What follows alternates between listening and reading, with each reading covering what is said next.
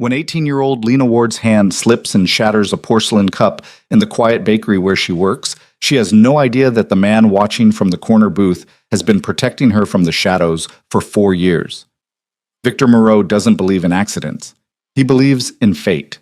And on this rain-soaked morning, fate has finally given him permission to step into the light. What begins with blood on white tiles will end with a choice no girl should have to make: accept the cage or face the wolves waiting outside. Stay until the end to see how this unfolds, hit that like button, and comment your city so I can see how far this story travels. The rain came down in sheets that morning, turning the streets of Harbor Falls into rivers of gray. Lena Ward stood behind the bakery counter at 5:47 a.m., her fingers trembling as she stacked porcelain cups with the mechanical precision of someone who had learned long ago that mistakes cost more than she could afford. She was 18 years old and felt 40. The bakery, Margot's, though Margot herself had been dead for 3 years, smelled like burnt coffee and yesterday's unsold pastries. The fluorescent lights hummed overhead, casting everything in a sickly yellow glow that made Lena's reflection in the chrome espresso machine look like a ghost. Dark circles hung beneath her eyes like bruises. Her uniform, a pale blue dress that had once belonged to someone with hope, hung loose on her frame. She'd lost weight again. She couldn't afford not to. Coffee? Black? No sugar? Lena's head snapped up. She hadn't heard him come in, hadn't heard the bell above the door, hadn't noticed anything except the rhythm of her own exhaustion. But there he was, sitting in the corner booth like he'd materialized from the rain itself. The man wore a black suit that probably cost more than Lena made in 6 months. His dark hair was touched with silver at the temples, though he couldn't have been older than 40. His eyes, pale gray, almost colorless, fixed on her with an intensity that made her skin prickle. She'd seen him before. 3 times this week. Always in the same booth, always silent, always watching. "Right away," Lena managed, her voice coming out smaller than she intended. Her hands shook as she reached for a cup. She told herself it was just the cold, just the fact that she'd worked a double shift yesterday and hadn't slept more than 4 hours in 3 days. She told herself it had nothing to do with the way this man looked at her, like he was reading a book only he could see. The cup slipped. Everything happened in slow motion, the porcelain spinning through the air, Lena's desperate grab for it, her palm connecting with the sharp edge as it shattered against the counter. Blood bloomed instantly, shocking red against white ceramic shards. "Shit," she hissed, pulling her hand back. The cut was deep, running across her palm in a clean line. Blood dripped onto the white tiles at her feet, each drop loud in the early morning silence. "Don't move." The man's voice cut through her panic, low and commanding. He was already out of the booth, already crossing the space between them with swift, purposeful strides. Lena stumbled backward, her injured hand clutched against her chest, but there was nowhere to go. The counter trapped her. "I'm fine," she said automatically, though blood was now soaking into her uniform. I'll get a bandage. I'm sorry about the cup. I'll pay for—" "Stop talking." He was in front of her now, close enough that she could smell his cologne. Something dark and expensive, cedar and smoke. He took her wrist in his hand, his grip firm but careful, and turned her palm upward to examine the cut. His hands were warm. Lena realized she was shaking. "It needs stitches," he said, his tone leaving no room for argument. "I can't afford—" "I didn't ask what you could afford." His gray eyes lifted to meet hers, and Lena felt the air leave her lungs. There was something in his gaze that went beyond concern, beyond the appropriate response of a stranger to someone else's minor injury. It was recognition, possession. "What's your name?" "Lena," she whispered, and hated herself for answering. "Lena." He said it like he was tasting it, confirming something he already knew. "I'm Victor Moreau, and you're going to let me take you to get this properly treated." "I have to work. I can't just—" The bell above the door chimed. George, the day manager, shuffled in from the back room, his expression already set in its usual mask of irritation. He was a squat man with mean eyes and coffee-stained teeth, the kind of person who enjoyed the small power his position gave him. "What the hell is all this noise?" George's gaze landed on the broken cup, the blood, Lena's pale face. His expression darkened. "Jesus Christ, Ward. That's coming out of your paycheck. And you're cleaning this up before you even think about—" "She's leaving." Victor's voice was quiet, but it cut through George's rant like a blade. The manager's mouth snapped shut. He seemed to notice Victor for the first time, really notice him. The expensive suit, the cold eyes, the absolute certainty in his posture. Now wait just a minute, this is my employee, and was your employee. Victor pulled a wallet from his inner pocket, extracted several bills without looking at them, and dropped them on the counter. Lena caught a glimpse of the denominations, hundreds, at least 5 of them. That should cover the cup, her final wages, and the inconvenience of training someone new. George's eyes widened. His hand moved toward the money, then hesitated, some animal instinct warning him that taking it would mean something. "Who the hell do you think you are?" Victor smiled. It was not a pleasant expression. "Someone you don't want to upset. Lena, get your things." Lena looked between the 2 men, her mind reeling. This was insane. She couldn't just walk out. She needed this job. The pay was terrible, and George was an asshole, but it was income. It was something. It was...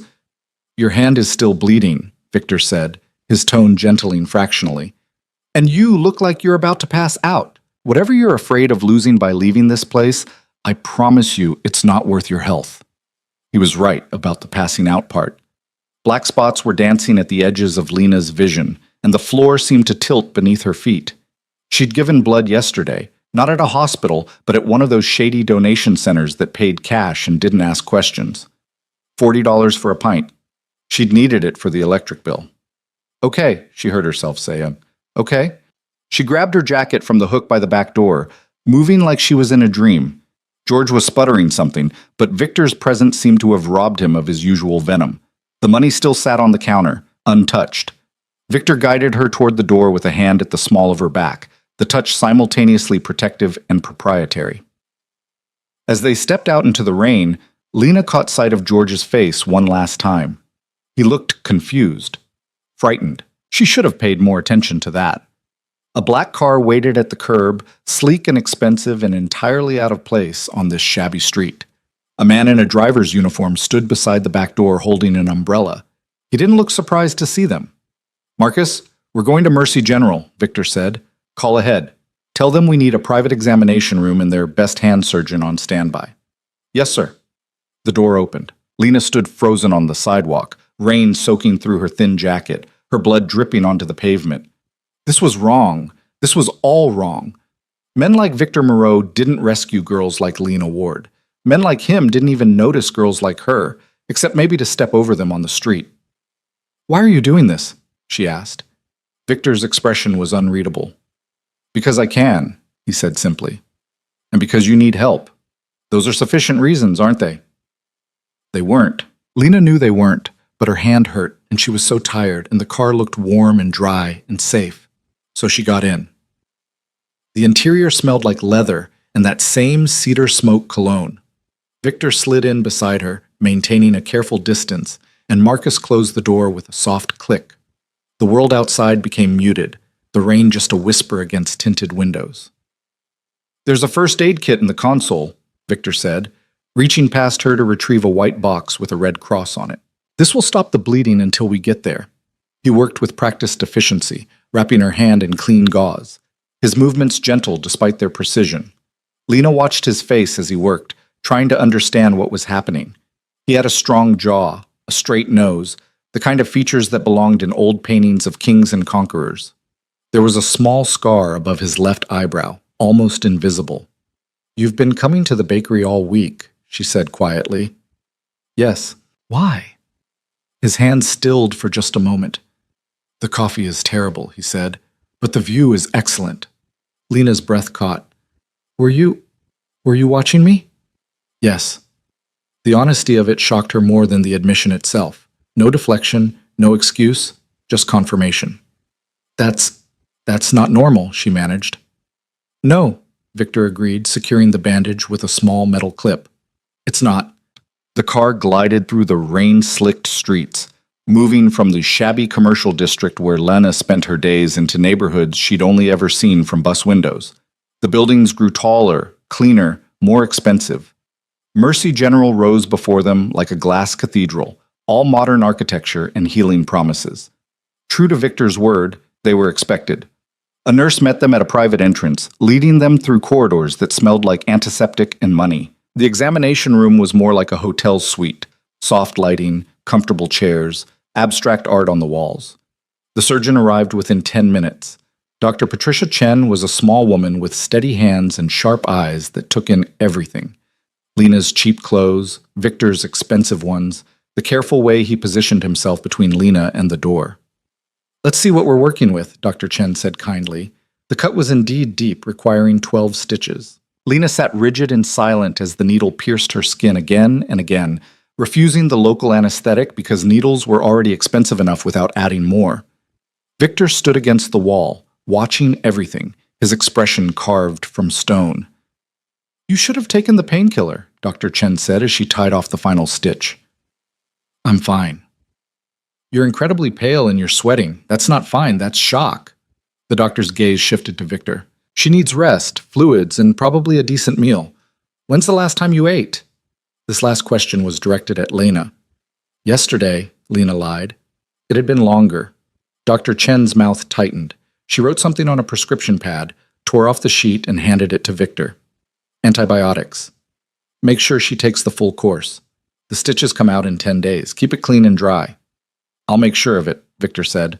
"I can take care of myself," Lena protested, but her voice was weak even to her own ears. "Clearly," Dr. Chen said dryly. She looked at Victor again, and some unspoken communication passed between them. "Take care of her." "I intend to."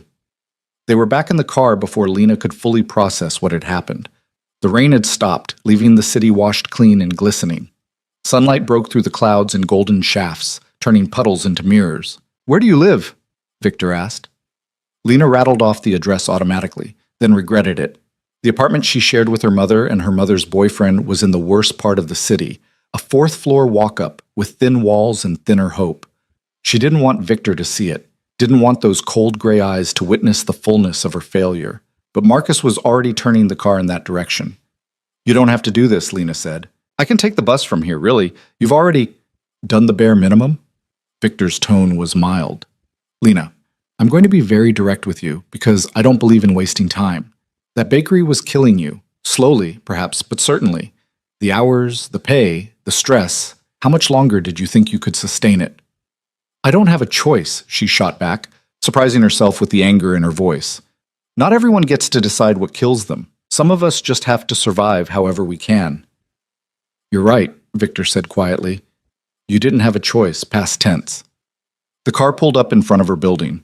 It looked even worse than usual, the graffiti-tagged entrance and broken security door a stark contrast to the sleek vehicle. A group of men loitered on the corner, tracking the car's arrival with predatory interest.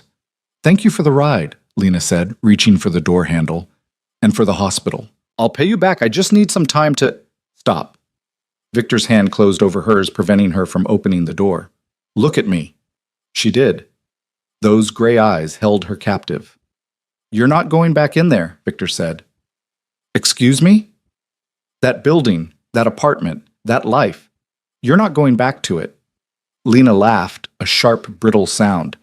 "Okay, and where exactly am I supposed to go? Do you have a magic wand that conjures up affordable housing?" "You're coming home with me." The world stopped. "I'm sorry, what?" "You heard me."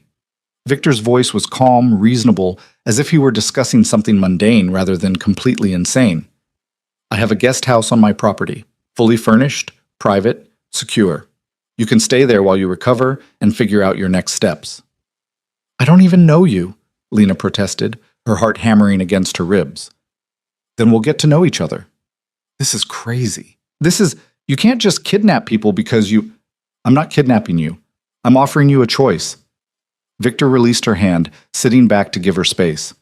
"You can go back into that building, back to whatever circumstances drove you to sell blood for $40 and work yourself into collapse. Or you can accept help from someone who has the means and the desire to provide it. Your decision." "Why?" Lena demanded. "Why would you do this? What do you want from me?" For the first time since she'd met him, Victor's composure cracked. Something raw and hungry flashed across his face, there and gone in an instant. "Everything," he said softly. "But for now, I'll settle for keeping you safe."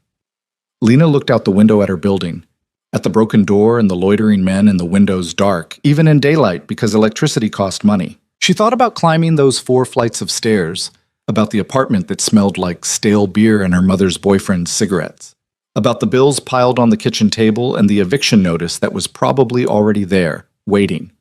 She thought about the bakery, about George's mean eyes and the grease trap she'd have to clean and the tips that never came, about the second job she'd been trying to get at the convenience store, the one that required night shifts that made her a target for every creep between here and there. She thought about the cup slipping from her hands, about blood on white tiles, about the way Victor had looked at her like she was something precious, something worth saving.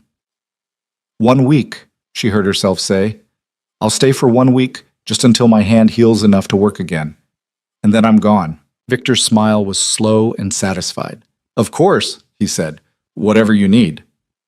They both knew he was lying. The drive to Victor's estate took 40 minutes, carrying them out of the city and into the rolling hills beyond. Lena watched through the window as the landscape transformed, crumbling buildings giving way to manicured lawns, chain-link fences replaced by stone walls and iron gates.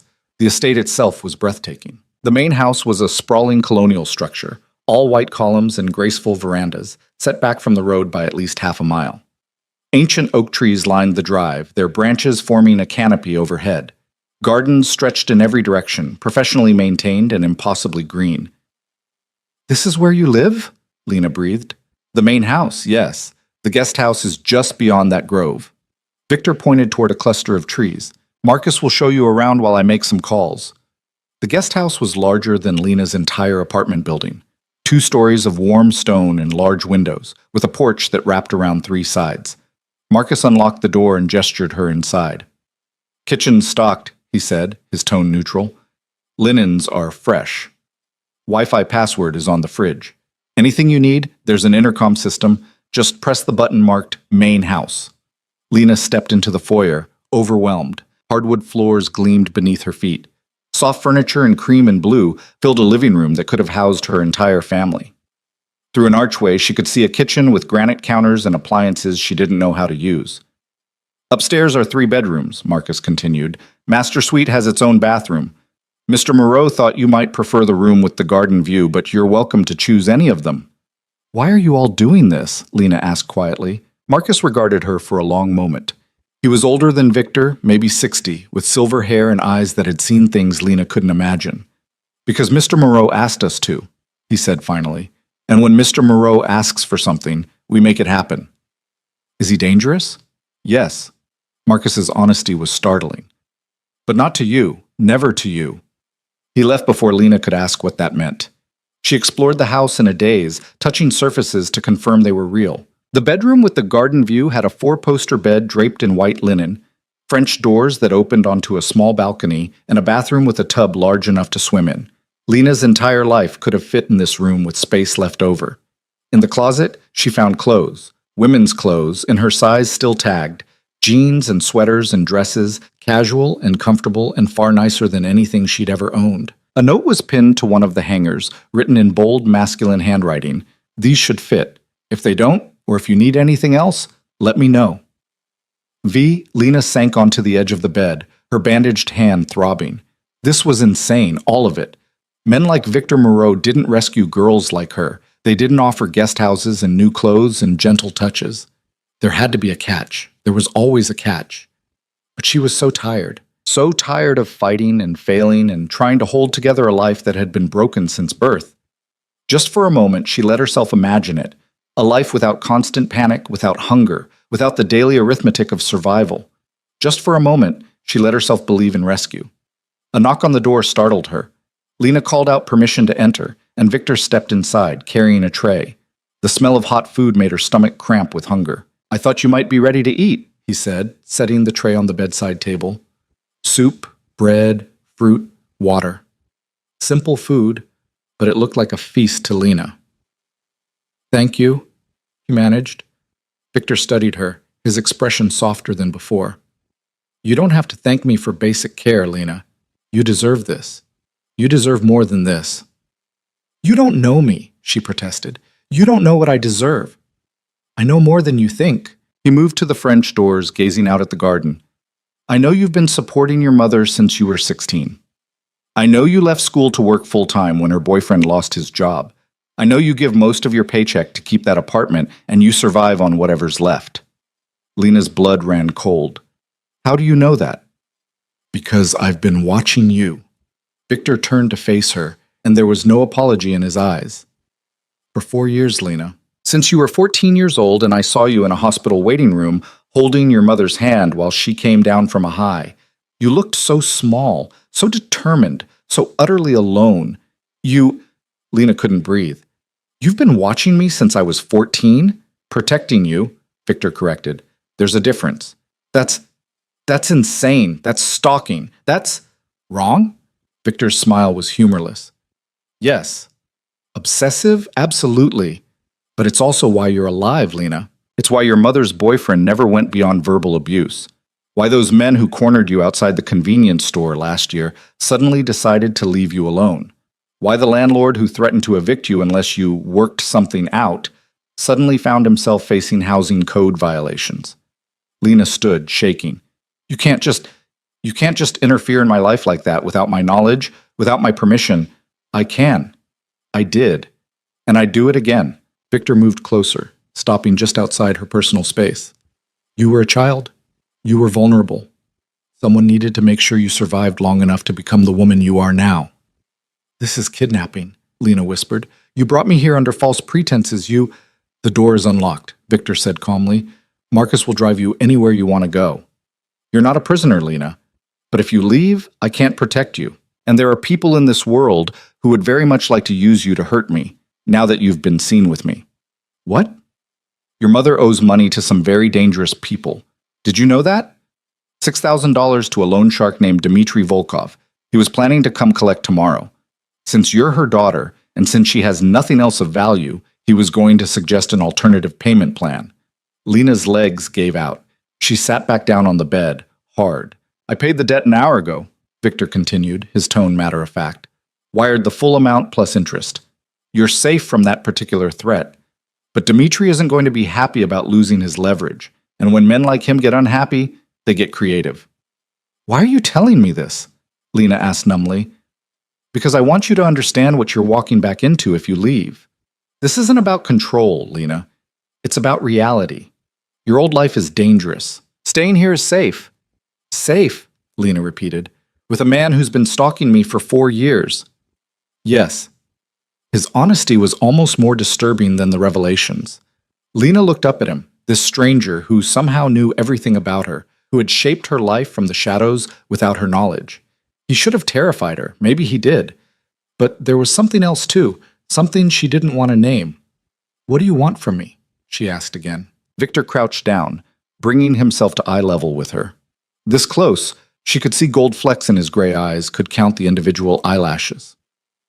I want you to eat, he said softly. I want you to rest. I want you to heal. And then, when you're ready, I want to have a conversation about your future. A real future, not the slow drowning you've been enduring. And if I say no, then you say no. But you'll do it from here, where you're warm and fed and safe, instead of from a cold apartment with no electricity. He stood, moving back toward the door. Eat your soup, Lena. We can fight about everything else tomorrow. He left, closing the door quietly behind him. Lena sat alone in the beautiful room, her hand throbbing, her mind reeling. She should run. She should call the police, call someone, do something other than sit here accepting help from a man who had just admitted to 4 years of surveillance. But the soup smelled good, and the bed was soft. And for the first time in years, someone was promising to keep her safe. So Lena picked up the spoon and took her first bite of captivity. Lena woke to sunlight streaming through unfamiliar windows, and the disorienting sensation of having slept deeply for the first time in months. The bed beneath her was impossibly soft, the sheets smelled like lavender, and for 3 beautiful seconds she forgot where she was. Then memory crashed back, and she sat up too quickly, her bandaged hand protesting the movement. Victor's estate, the guest house, the revelation that she'd been watched, protected, manipulated for 4 years by a man she'd only met yesterday. She looked down at herself and realized she was wearing one of the new nightgowns from the closet, soft cotton in pale blue. She had no memory of changing, which meant she'd been so exhausted that autopilot had taken over. The clothes she'd worn yesterday were gone, presumably taken for cleaning. A glance at the clock showed it was past 10 in the morning. Lena couldn't remember the last time she'd slept past 6. Guilt warred with the unfamiliar sensation of feeling rested. A knock sounded at the bedroom door, light and tentative. "Come in," Lena called, her voice still rough with sleep. A woman entered carrying a breakfast tray. She was perhaps 60, with silver hair pulled into a neat bun and kind eyes behind wire-rimmed glasses. She wore slacks and a crisp white blouse, professional but warm. "Good morning, Miss Ward. I'm Helen, Mr. Moreau's housekeeper. I thought you might like breakfast in bed while you settle in." "You don't have to. I can come downstairs," Lena protested, but Helen was already setting the tray across her lap. "Nonsense. Doctor's orders were rest, and Mr. Moreau was very clear about following them." Helen's smile was gentle. "Besides, you gave us all quite a scare yesterday. Marcus said you nearly fainted twice." The tray held scrambled eggs, toast, fresh fruit, orange juice, and coffee that smelled like actual heaven, nothing like the burnt sludge from the bakery. Lena's stomach growled audibly. "Thank you," she managed. "But this is too much, really. I'm not used to—" "Then get used to it." Helen's tone was firm, but not unkind. "Mr. Moreau has specific instructions about your care, and I don't intend to disappoint him. Eat every bite, please. You're far too thin." She bustled around the room, opening curtains, tidying things that didn't need tidying. Lena recognized the behavior. Helen was giving her time to adjust, to feel less overwhelmed by the scrutiny. "How long have you worked for Victor?" Lena asked, taking a tentative bite of eggs. They were perfect, fluffy and seasoned with herbs she couldn't name. 15 years, Helen said, since his father passed and he took over the family business. "What business is that?" Helen's hand stilled on the curtains. "Mr. Moreau has many interests. Import-export, primarily.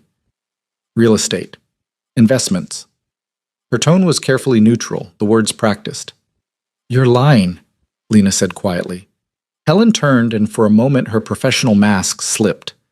What showed beneath was complicated: loyalty, fear, resignation. "I'm protecting you," she corrected. "There are things you'll learn when Mr. Moreau decides you're ready to learn them. Until then, my job is to make sure you're comfortable and safe." "Everyone keeps saying that. Safe. But I don't think you mean safe from outside threats, do you?" Lena set down her fork, her appetite suddenly gone. "You mean safe from the truth about who Victor really is." "Eat your breakfast, dear," Helen said, her voice soft. "The truth will still be there when you're done." She left, closing the door with a quiet click. Lena stared at the food, her mind racing. Import-export. The same vague description criminals had used in movies since the dawn of cinema.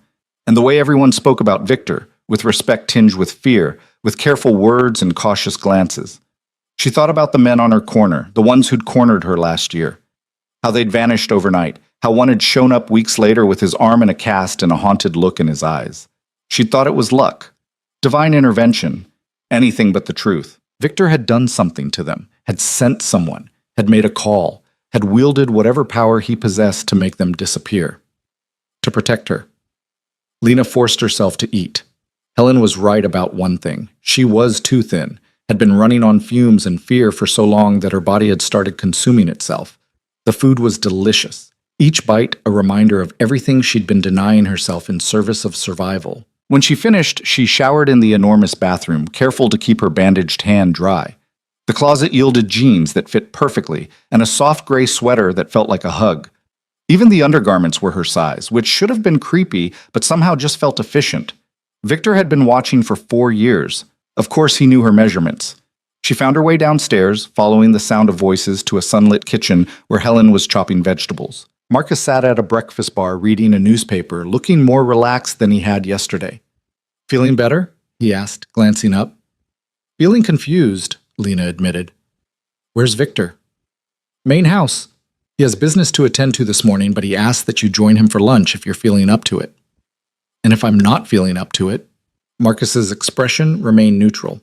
"Then Helen will bring your lunch here, and Mr. Moreau will check on you this evening. So my options are eat with him or have him come to me anyway." "Mr. Moreau is very interested in your well-being," Marcus said diplomatically. "Mr. Moreau is a control freak," Lena shot back. To her surprise, Marcus smiled.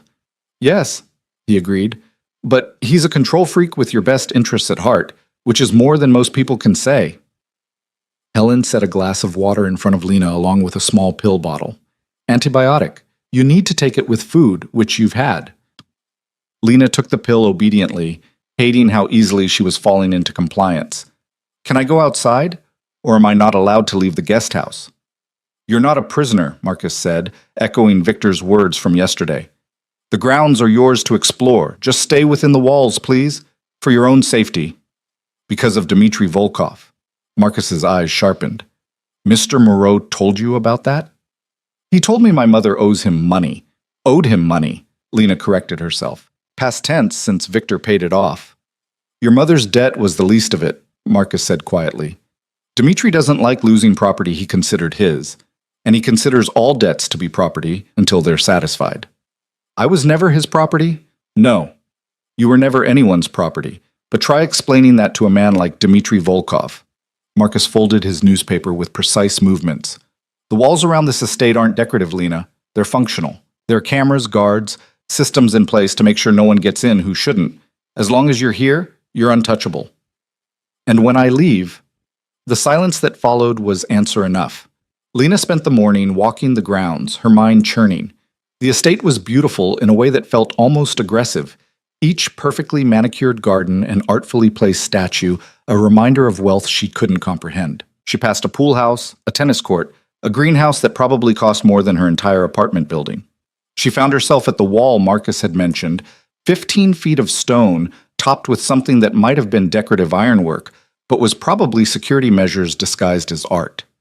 Through the bars she could see the road beyond, the normal world where people had normal problems. It's not electrified, if that's what you're wondering. Lena spun to find Victor approaching across the lawn. He'd changed from yesterday's suit to dark slacks and a charcoal sweater that made his gray eyes look like storm clouds. He moved with easy confidence, a man entirely comfortable in his domain.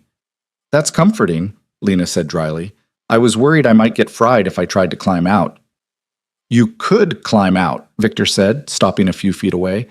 The gate code is 1847, same as the year this property was established. You're free to leave whenever you choose. But you'd prefer I didn't.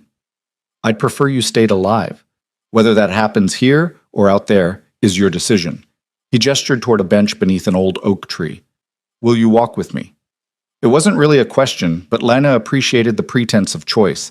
She fell into step beside him, maintaining careful distance between them. How's your hand? Victor asked. Sore, but Helen made sure I took the antibiotic. Helen's very thorough. She's also very protective.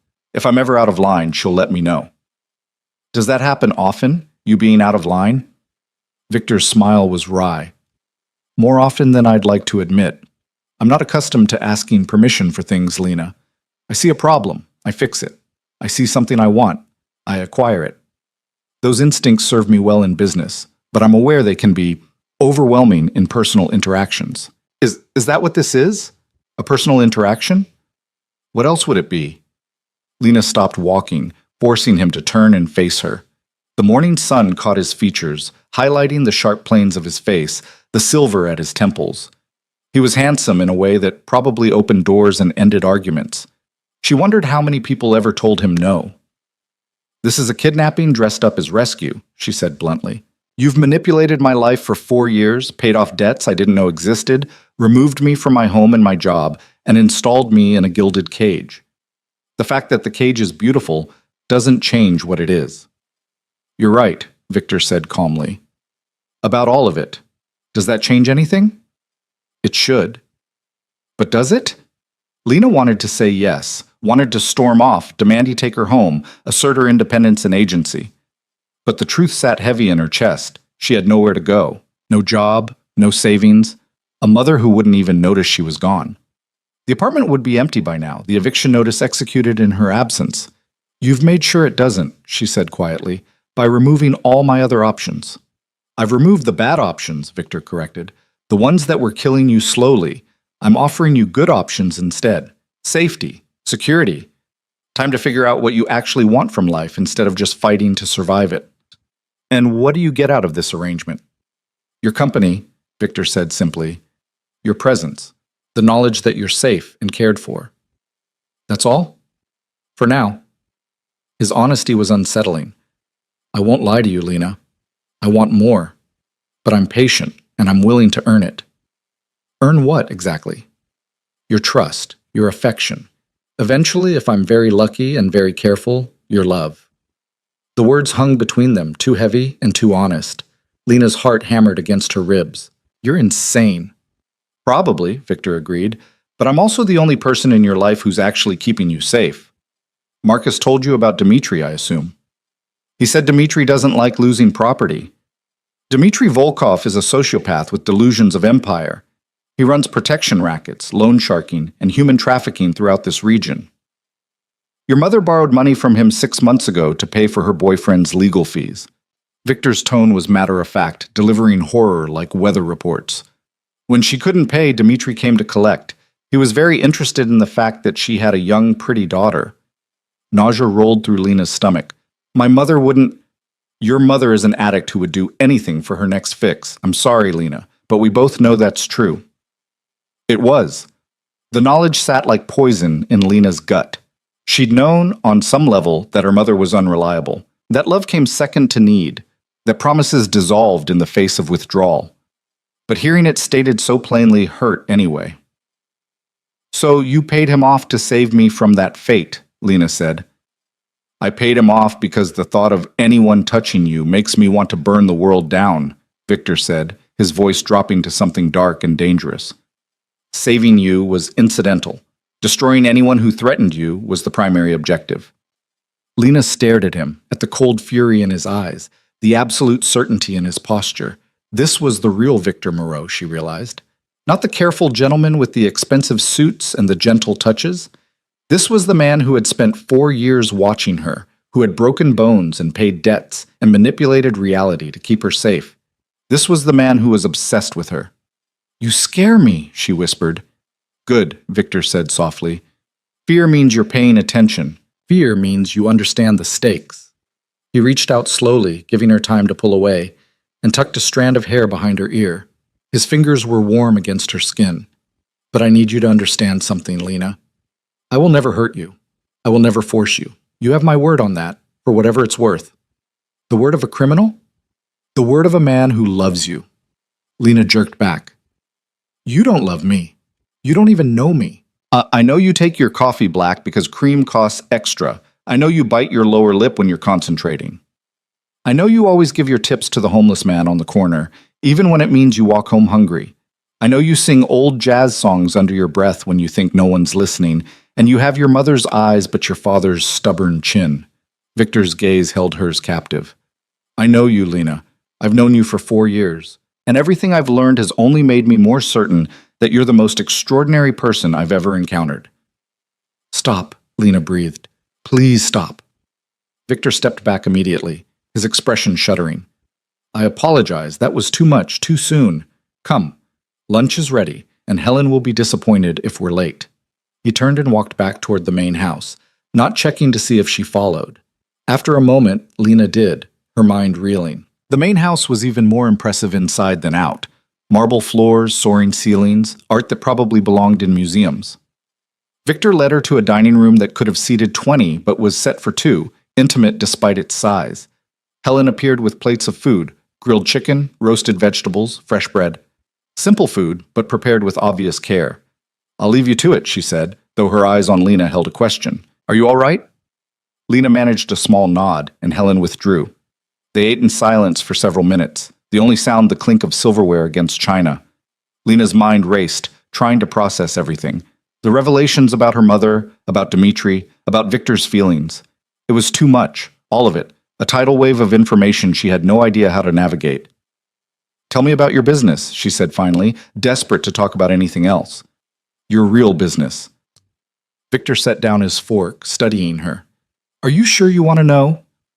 I'm tired of being protected from the truth. All right. Victor leaned back in his chair, his expression unreadable. My family has been involved in what you might call alternative commerce for 3 generations. My grandfather started with bootlegging during Prohibition. My father expanded into gambling, protection, and loan operations. I've diversified. You're a mobster. I prefer entrepreneur with flexible ethics, but yes, essentially.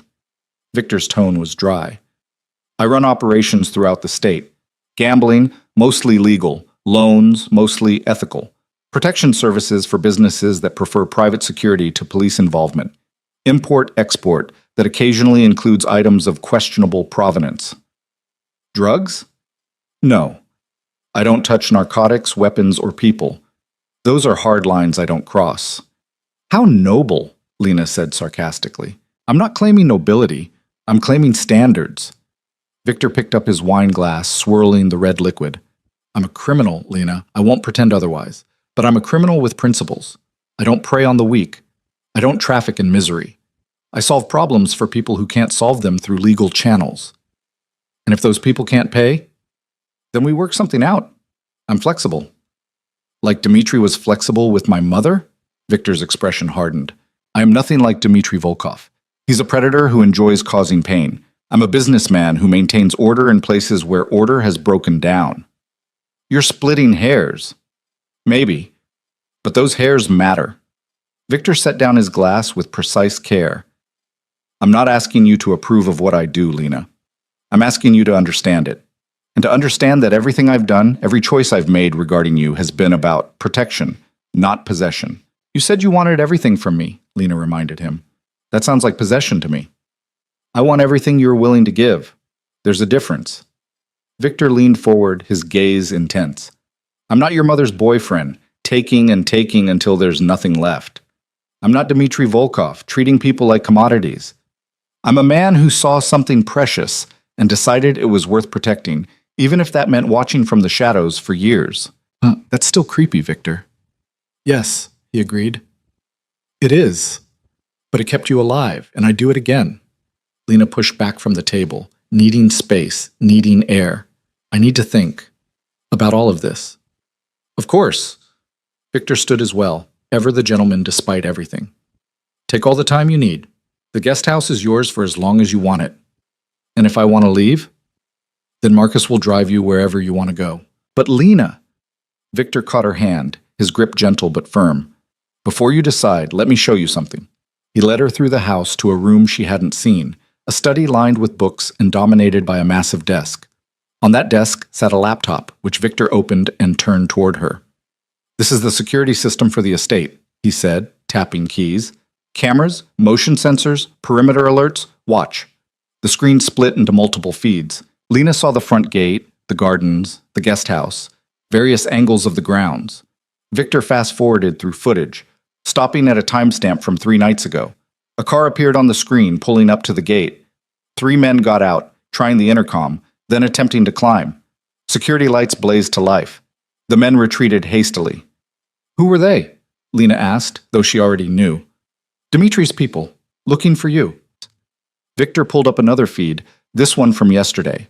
The same car, different men. They didn't even try the gate this time. Just sat watching the house for 2 hours before driving away. They came back this morning. Marcus had a conversation with them. I don't think they'll return, but the point is they're looking, and they're persistent. Lena felt cold despite the warmth of the room. What did Marcus say to them? That you're under my protection now. That any attempt to reach you would be considered an act of war. Victor closed the laptop. Dmitri understands that language. He won't push, but that doesn't mean you're safe anywhere else. It just means you're safe here. This is manipulation, Lena said, but her voice lacked conviction. This is reality. I'm not manufacturing the threat, Lena. I'm showing you what exists whether you acknowledge it or not. Lena walked to the window, staring out at the beautiful grounds that were apparently also a fortress. Her reflection looked back at her from the glass, young, confused, trapped. What happens now? She asked quietly. Now you rest, you heal, and we get to know each other. Victor's voice was gentle. No pressure, no expectations beyond basic civility. You live in the guest house, I live here. We have meals together if you want. We talk or we don't. Whatever you need. And then? And then, when you're ready, we discuss the future. Your future. What you want from life. What dreams you've been too busy surviving to pursue. Victor moved to stand beside her, not touching, just present. You're 18 years old, Lena. You should be planning college, not working yourself to death in a bakery. You should be discovering who you are, not sacrificing everything to keep other people afloat. I don't have the luxury of dreams. You do now, Victor said simply. That's what I'm offering you, time, space, resources. The luxury of figuring out what Lena Ward actually wants, separate from what everyone else needs from her. Lena turned to face him, searching his expression for deception. But there was only earnest intensity, that same focused attention that had made her skin prickle in the bakery. "Why me?" she asked. "You could have anyone. Why fixate on some broke girl from the bad part of town?" Victor's smile was sad. "Because you're not some broke girl. You're Lena. You're the person who gives away tips she can't afford to lose, who sings when she thinks no one's listening, who works 3 jobs and still finds the energy to smile at customers who don't deserve it. You're light in a dark place, and I've been in the dark for a very long time. That's not a reason. That's a fantasy. Maybe, but it's my fantasy, and I have the resources to make it real." Victor reached out, cupping her face with one hand, his thumb brushing her cheekbone. "Stay, Lena. Give this a chance. Give me a chance. If after a month you want to leave, I'll help you set up somewhere safe, somewhere Dimitri can't reach you. But give me 1 month to show you what life could be." Lena should have said no, should have demanded to leave immediately, should have called the police, should have done any of the sensible things a sensible person would do when faced with a powerful criminal's obsession. But she was so tired of being sensible, so tired of fighting and failing and watching her life slip away in service of other people's problems. 1 month, she heard herself say. But I'm not promising anything beyond that. I'm not asking for promises. Victor's expression was triumphant, but he kept it carefully controlled. Just your presence. Just the chance to prove that I'm worth trusting. He dropped his hand and stepped back, giving her space. "Helen will have dinner ready at 7 if you'd like to join me. If not, she'll bring it to the guest house. I'll think about it. That's all I ask." Lena left, walking back across the grounds to the guest house, her mind spinning. Everything about this situation was wrong. The surveillance, the control, the casual admission of criminal activity. But everything about her old life had been wrong too, just in different ways. At least here, she wasn't hungry, wasn't exhausted, wasn't afraid of eviction or violence or her mother's boyfriend's wandering hands. At least here, someone wanted her to stay. She spent the afternoon exploring the guest house more thoroughly, finding a library stocked with books she'd always wanted to read, a music room with a piano she didn't know how to play, a kitchen full of food that no one would yell at her for eating. At 6:30, she showered and changed into one of the dresses from the closet, soft blue cotton that made her eyes look brighter. She told herself she wasn't dressing for Victor, that this was just about feeling human again. She didn't believe herself, but she wore the dress anyway. At 7 exactly, she walked to the main house. Marcus met her at the door, his expression carefully neutral, and led her to a smaller dining room than before. This one was intimate, with a table for 2 set near a fireplace where flames danced and crackled. Victor stood as she entered, his eyes tracking her movement with predatory focus. He'd changed too, into dark slacks and a white shirt that made him look slightly less dangerous. Slightly. "You came," he said, and there was genuine pleasure in his voice. "I was hungry," Lena replied, but they both knew it was more than that. Dinner was perfect.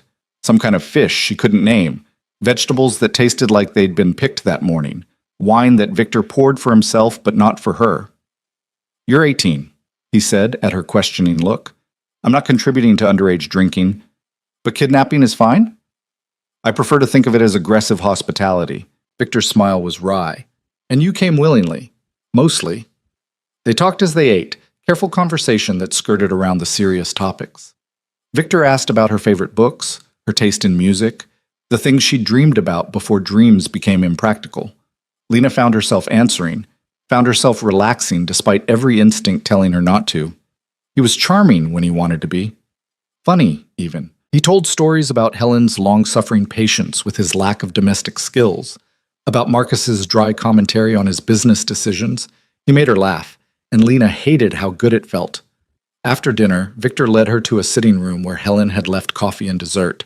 They sat in chairs near the fire, the flickering light casting shadows across Victor's face. "Tell me about the surveillance," Lena said suddenly. "All of it. I want to know exactly how much of my life you've been controlling." Victor's expression grew serious. He set down his coffee cup with careful precision. "All right," he said, "but understand some of this won't be pleasant to hear. I'm not looking for pleasant. I'm looking for truth." "Fair enough." Victor leaned back, his gaze distant. "I first saw you 4 years ago, as I said. You were at Mercy General with your mother. She'd overdosed. Not badly enough to die, but badly enough to scare her. You sat with her for 6 hours, holding her hand, telling her everything would be okay. I remember, Lena said quietly. I was there for business. One of my associates had been injured, needed treatment off the books. I saw you in the waiting room and something just shifted. You were so young, so obviously terrified, but you didn't leave. You didn't abandon her even though she'd clearly abandoned herself. Victor's voice was soft, almost reverent. I had Marcus find out who you were, where you lived, what your situation was. The more I learned, the more concerned I became. Concerned, Lena repeated flatly. Your mother's boyfriend has a record: assault, theft, domestic violence. He was on probation, living in your apartment, using your mother's disability checks to buy drugs. You were working 2 jobs at 14, lying about your age to get hired, giving her most of your pay. Victor's jaw tightened. No one was protecting you, so I decided I would. By stalking me. By ensuring you were safe. There's a difference. Victor met her eyes. I had people watch the apartment. Make sure he never crossed the line from verbal abuse to physical. I paid your landlord extra to ignore the late rent. I made sure the businesses where you worked stayed open, stayed safe. Lena felt sick. That's not protection, Victor. That's control. It's both, he admitted. I won't pretend otherwise. But Lena, you were a child raising her parent, sacrificing everything for someone who gave you nothing in return. Someone needed to make sure you survived. And it had to be you? It had to be someone. I had the means and the motivation. Victor's gaze was steady. I'm not claiming altruism here. I wanted you safe, yes, but I also wanted you. Even then, even when you were too young, I knew that someday I would have to act. That's disturbing. Yes, but it's honest. Victor stood, moving to pour himself more coffee. When you turned 18, I gave myself permission to approach you. I started coming to the bakery, watching you work, waiting for the right moment.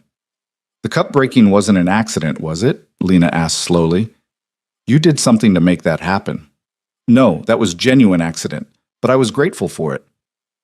Victor turned to face her. It gave me an excuse to intervene, to get you out of that place before something worse happened. And my mother's debt? Real. Dimitri has been circling for months. I paid it off to remove his leverage, but also to make you dependent on me. Victor's honesty was brutal. I'm not a good man, Lena. I'm a man who gets what he wants through whatever means necessary. But what I want is for you to be safe, happy, and eventually, mine. Lena stood, pacing to the window.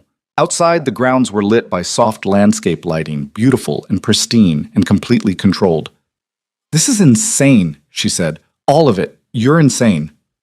Probably, Victor agreed, but I'm also all that stands between you and people who would genuinely hurt you. So the question becomes, do you want to fight the monster who wants to protect you, or accept his protection and learn to live with the cost? Lena turned to face him, this man who had shaped her life from the shadows, who admitted obsession like other people admitted allergies. He stood in the firelight, powerful and patient, waiting for her decision. I'm staying, she said finally, for the month we agreed on. But Victor, if you ever lie to me again, if you ever manipulate me without my knowledge, I'm gone. I don't care about Dimitri or my mother or any of it. I'd rather take my chances out there than live in a beautiful cage built on deception. Understood, Victor said. No more secrets, no more surveillance. From now on, everything is transparent. Promise me. I promise. He crossed to her, taking her unbandaged hand in both of his. 1 month of absolute honesty. After that, you decide if you stay or go. Fair? Fair, Lena agreed, though her heart hammered at the contact. Victor lifted her hand to his lips, pressing a kiss to her knuckles that somehow felt more intimate than anything else that had happened between them. Thank you, he said quietly, for giving me this chance. Lena pulled her hand back, needing distance, needing air. Don't make me regret it. I'll do my very best, Victor promised. As she walked back to the guest house under stars that seemed brighter here than in the city, Lena wondered what she'd just agreed to. A month of living in luxury with a criminal who loved her. A month of learning whether protection could transform into partnership, whether obsession could mature into something healthier. A month of discovering if she could live in a cage, even a beautiful one. Beautiful. She climbed into bed that night, surrounded by softness and safety. And for the first time in years, she let herself imagine a future that wasn't just survival. It terrified her almost as much as it tempted her. The days that followed fell into a rhythm that felt dangerously like normalcy. Lena woke each morning to sunlight and silence, ate breakfast that Helen prepared with maternal fussiness, and spent her hours exploring the estate or reading in the guest house library. Victor appeared for lunch and dinner, always polite, always careful to maintain the boundaries Lena had established. They talked about books and music and carefully neutral topics, circling around the deeper truths like dancers avoiding a cliff edge. It was pleasant, comfortable, safe. Lena hated how easily she was adapting to captivity. On the 5th day, she woke to find an envelope slipped under her door. Inside was a credit card with her name embossed in silver letters, and a note in Victor's distinctive handwriting. For anything you need, no limit, no questions asked. Lena stared at the card for a long time, turning it over in her hands. The weight of it felt significant, symbolic. This was the next step in his strategy, she realized. First safety, then comfort, now resources. Each gift designed to make leaving harder, to bind her more tightly to this life he was constructing around her. She should have been angry. Instead, she found herself wondering what it would be like to buy something without checking the price tag first, to want something and simply have it. The temptation scared her more than the manipulation. She found Victor in his study reviewing papers that he smoothly covered when she entered.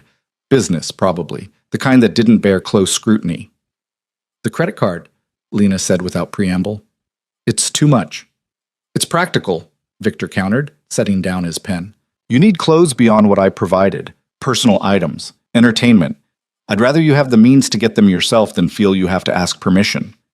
It's another chain. It's freedom within the framework we've established. Victor leaned back in his chair, studying her. You're thinking too hard about this, Lena. It's just money. Use it or don't, but stop treating every kindness like an attack. Every kindness has strings attached, Lena shot back. You've made that very clear. The only string is that you stay safe. That's all I'm asking. You're asking for a lot more than that, and we both know it. Lena moved to the window, watching Marcus direct a gardening crew with military precision.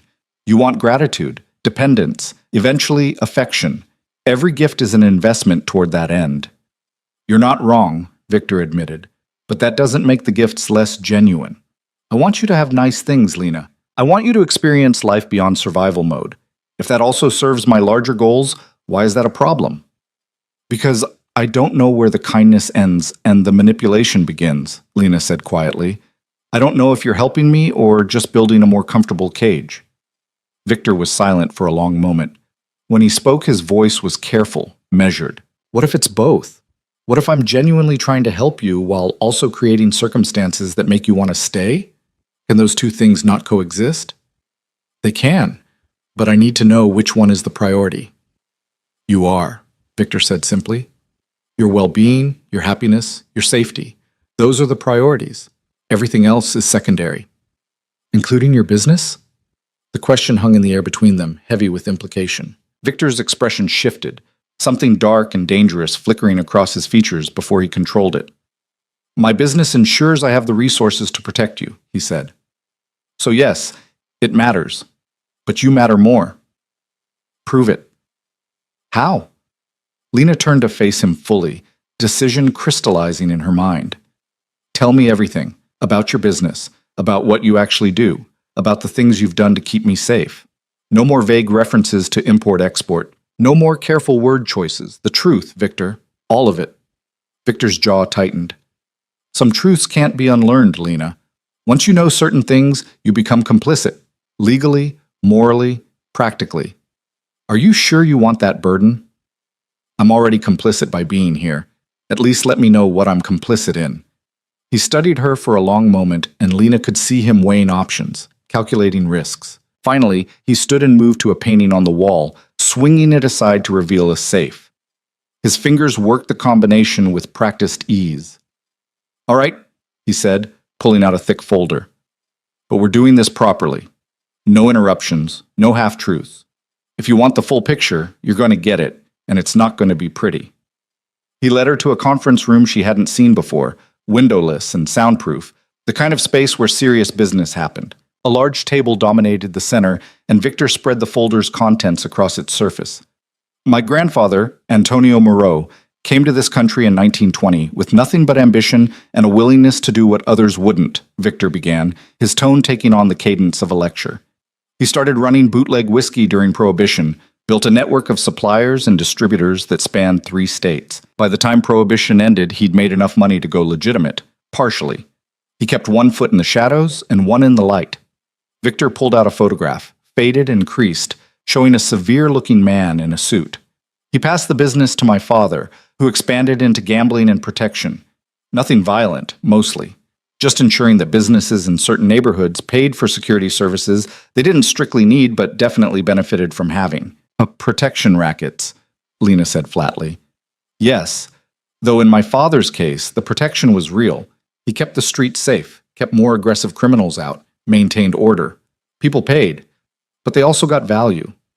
Victor's expression was unreadable. When he died, I inherited everything. The legitimate businesses, 3 restaurants, a construction company, a real estate portfolio worth $40 million, and the illegitimate ones. He spread out more documents, these more recent. Financial statements, contracts, photographs of buildings and people.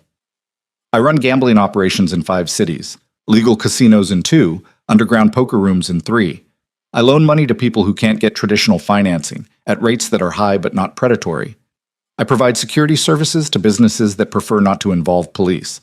And I move merchandise across borders that doesn't always have proper documentation. What kind of merchandise? Art, mostly. Antiquities, items that might have questionable provenance but significant value. I don't ask too many questions about where they came from. I just facilitate their movement from point A to point B. Victor's gaze held hers. I don't touch drugs. I don't touch weapons. I don't touch people. Those are my hard lines, and I've killed to maintain them. The casual way he said it made Lena's blood run cold. Killed.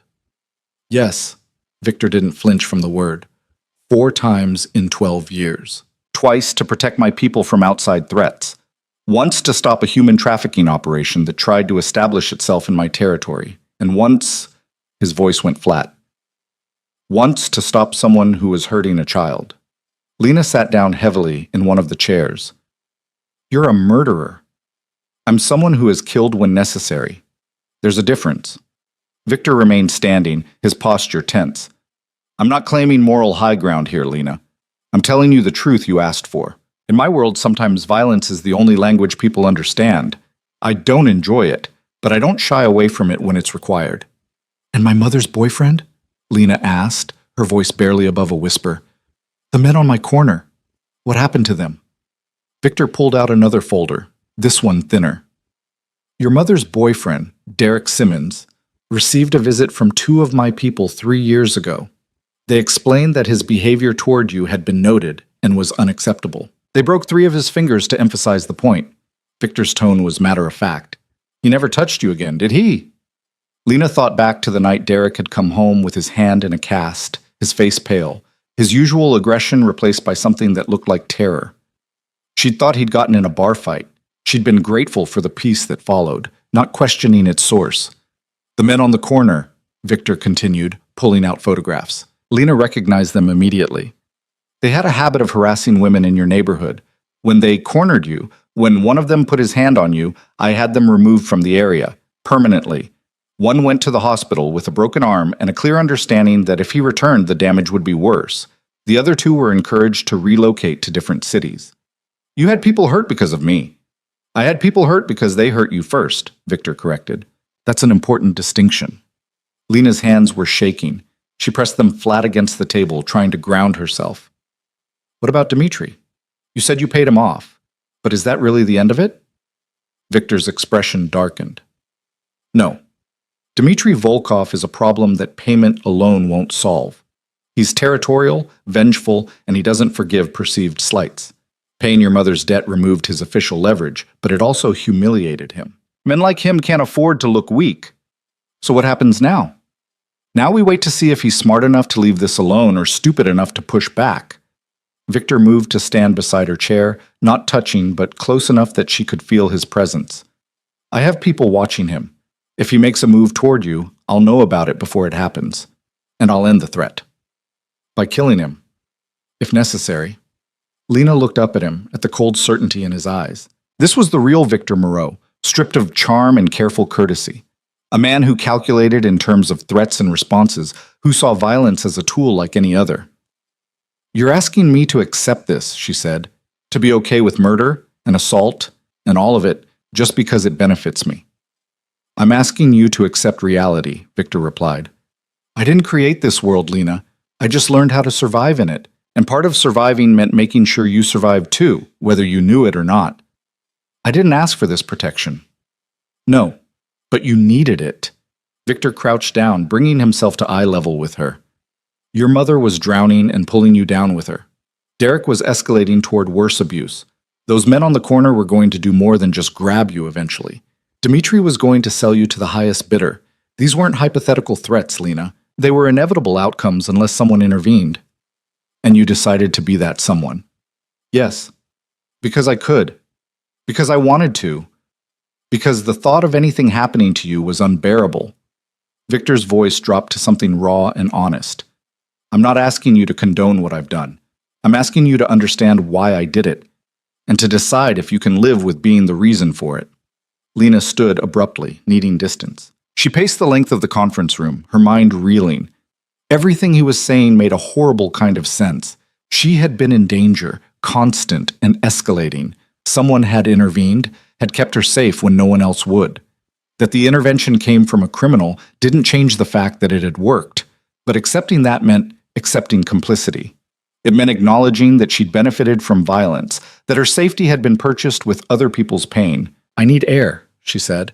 Victor nodded and stepped aside, letting her pass. Lena fled the conference room, fled the main house, fled into the gardens where at least she could breathe. The autumn sun was warm on her face, the breeze carrying the scent of late-blooming roses. Everything was beautiful and carefully controlled, just like her life had become. She found herself at the wall again, staring through the decorative ironwork at the world beyond. Freedom was right there, just a climb away. Victor had even given her the gate code.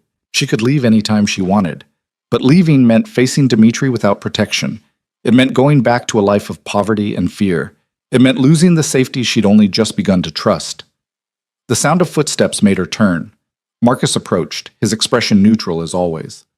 "Mr. Moreau thought you might want company that isn't him," Marcus said. "I'm to tell you that he'll respect your need for space and will be available when you're ready to talk. If you're ready to talk." "How long have you worked for him?" Lena asked. 15 years, since he was 25 and just taking over from his father. "Have you ever tried to stop him when he was doing something you thought was wrong?" Marcus was quiet for a moment, considering the question. "Mr. Moreau doesn't often do things I consider wrong," he said finally. "Illegal, yes. Morally complex, absolutely. But wrong? Rarely. He has principles, Miss Ward. Not conventional ones, perhaps, but they're genuine. He's killed people. Yes, as have I, during my military service, as have many people who don't consider themselves murderers." Marcus joined her at the wall, looking out at the same view. Context matters. Intent matters. Mr. Moreau doesn't kill for pleasure or profit. He kills when leaving someone alive would cause more harm than their death. That's a convenient rationalization. "It's a difficult truth," Marcus corrected gently. "You're struggling with the idea that good people can do bad things for good reasons. That's natural. But Mr. Moreau isn't asking you to approve of his methods. He's asking you to trust that his motivations regarding you are genuine." "How can I trust someone who's been manipulating my life for years?" "Because he's the only person who's been honest about it," Marcus said. "Your mother lied every time she promised to get clean. Derek lied every time he said he'd change. Your employers lied about fair wages and safe working conditions. Mr. Moreau is the first person in your life who's told you the truth, even when it makes him look bad. That counts for something." Lena wanted to argue, but she couldn't. Marcus was right. Victor's honesty, brutal as it was, felt more trustworthy than all the pretty lies she'd been told by people who claimed to care about her. "What does he want from me?" Lena asked. "Really?" "Everything," Marcus said simply. "Your trust, your affection, your loyalty.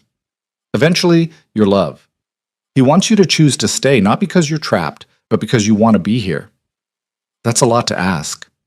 "Yes, but he's offering a lot in return: safety, security, freedom from the survival mode you've been living in. The chance to discover who you are when you're not fighting just to exist." Marcus turned to look at her. Miss Ward, I've seen Mr. Moreau interact with dozens of women over the years. Beautiful women, powerful women, women who would have done anything to keep his attention. He was never interested, not like this. You're not a conquest to him. You're not a possession. You're the person he's been waiting for, whether he knew it or not. That doesn't make the stalking okay. No, Marcus agreed. It doesn't, but it does make his devotion genuine. Misguided, perhaps. Executed poorly, certainly, but genuine. Lena turned her back on the wall, on the world beyond it, and faced the estate. The beautiful gardens, the graceful architecture, the wealth and power that surrounded her. A cage, yes, but also a sanctuary. I need to see him, she said. Marcus nodded. He's in the study. Lena walked back to the main house with purpose, her decision crystallizing with each step. She found Victor exactly where Marcus said he'd be, standing by the window with a glass of whiskey in his hand. He turned as she entered, his expression guarded. I have conditions, Lena said without preamble. Victor set down his glass. I'm listening.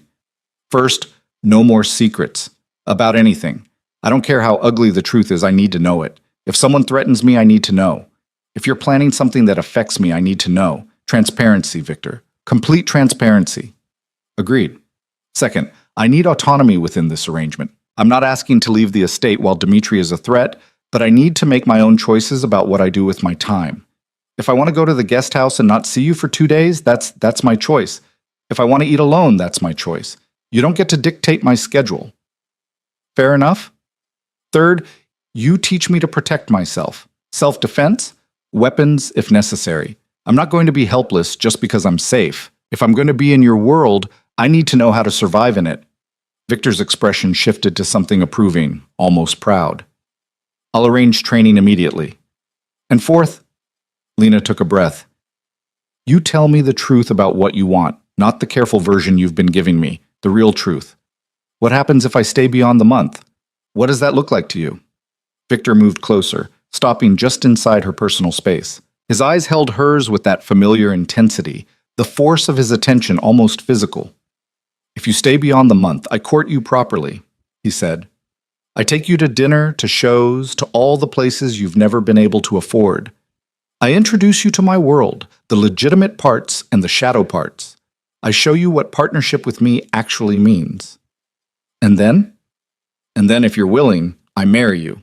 Victor's voice was steady, certain. I make you my wife, legally and publicly. I give you my name, my protection, my resources. I build a life with you that's ours, not just mine. Lena's breath caught. That's insane. We barely know each other. I know you, Victor said quietly. I've known you for 4 years. You're just now getting to know me. But I'm willing to wait as long as it takes for you to catch up. What if I never catch up? What if I decide at the end of the month that I can't do this? Then I help you build a different life. Somewhere safe, with resources to get you started. I don't disappear from your life completely. I can't, not while Dimitri is a threat. But I step back to just being your protector instead of your...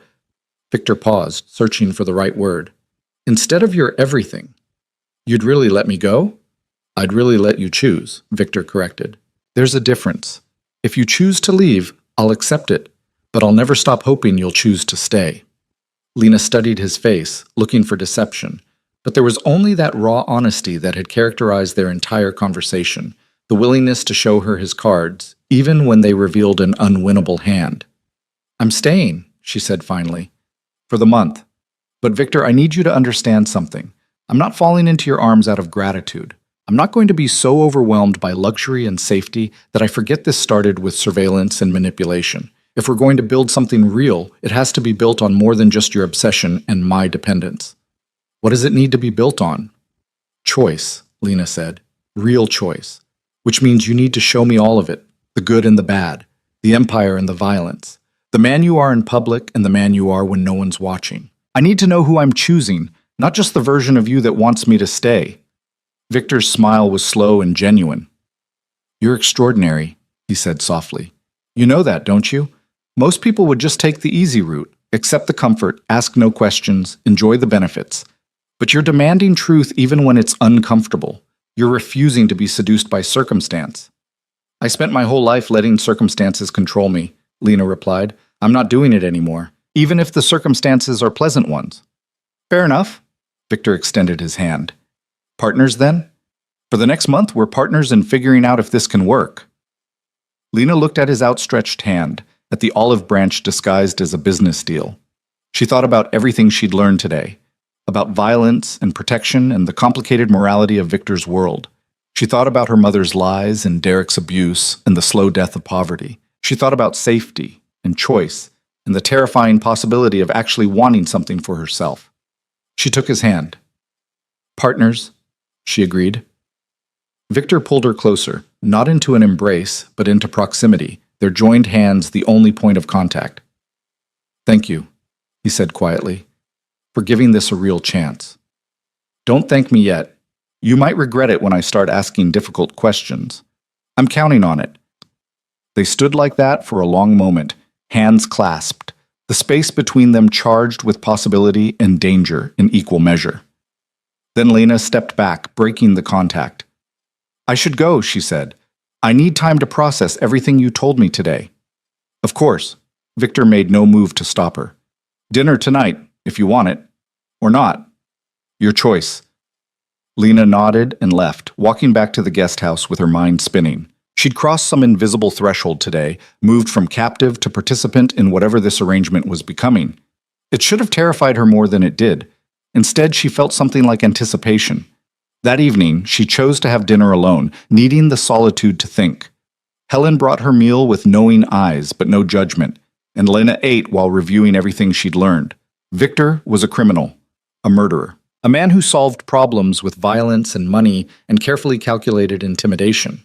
He was also the only person who'd ever put her needs first, who'd protected her when she couldn't protect herself, who was willing to be honest even when honesty made him look monstrous.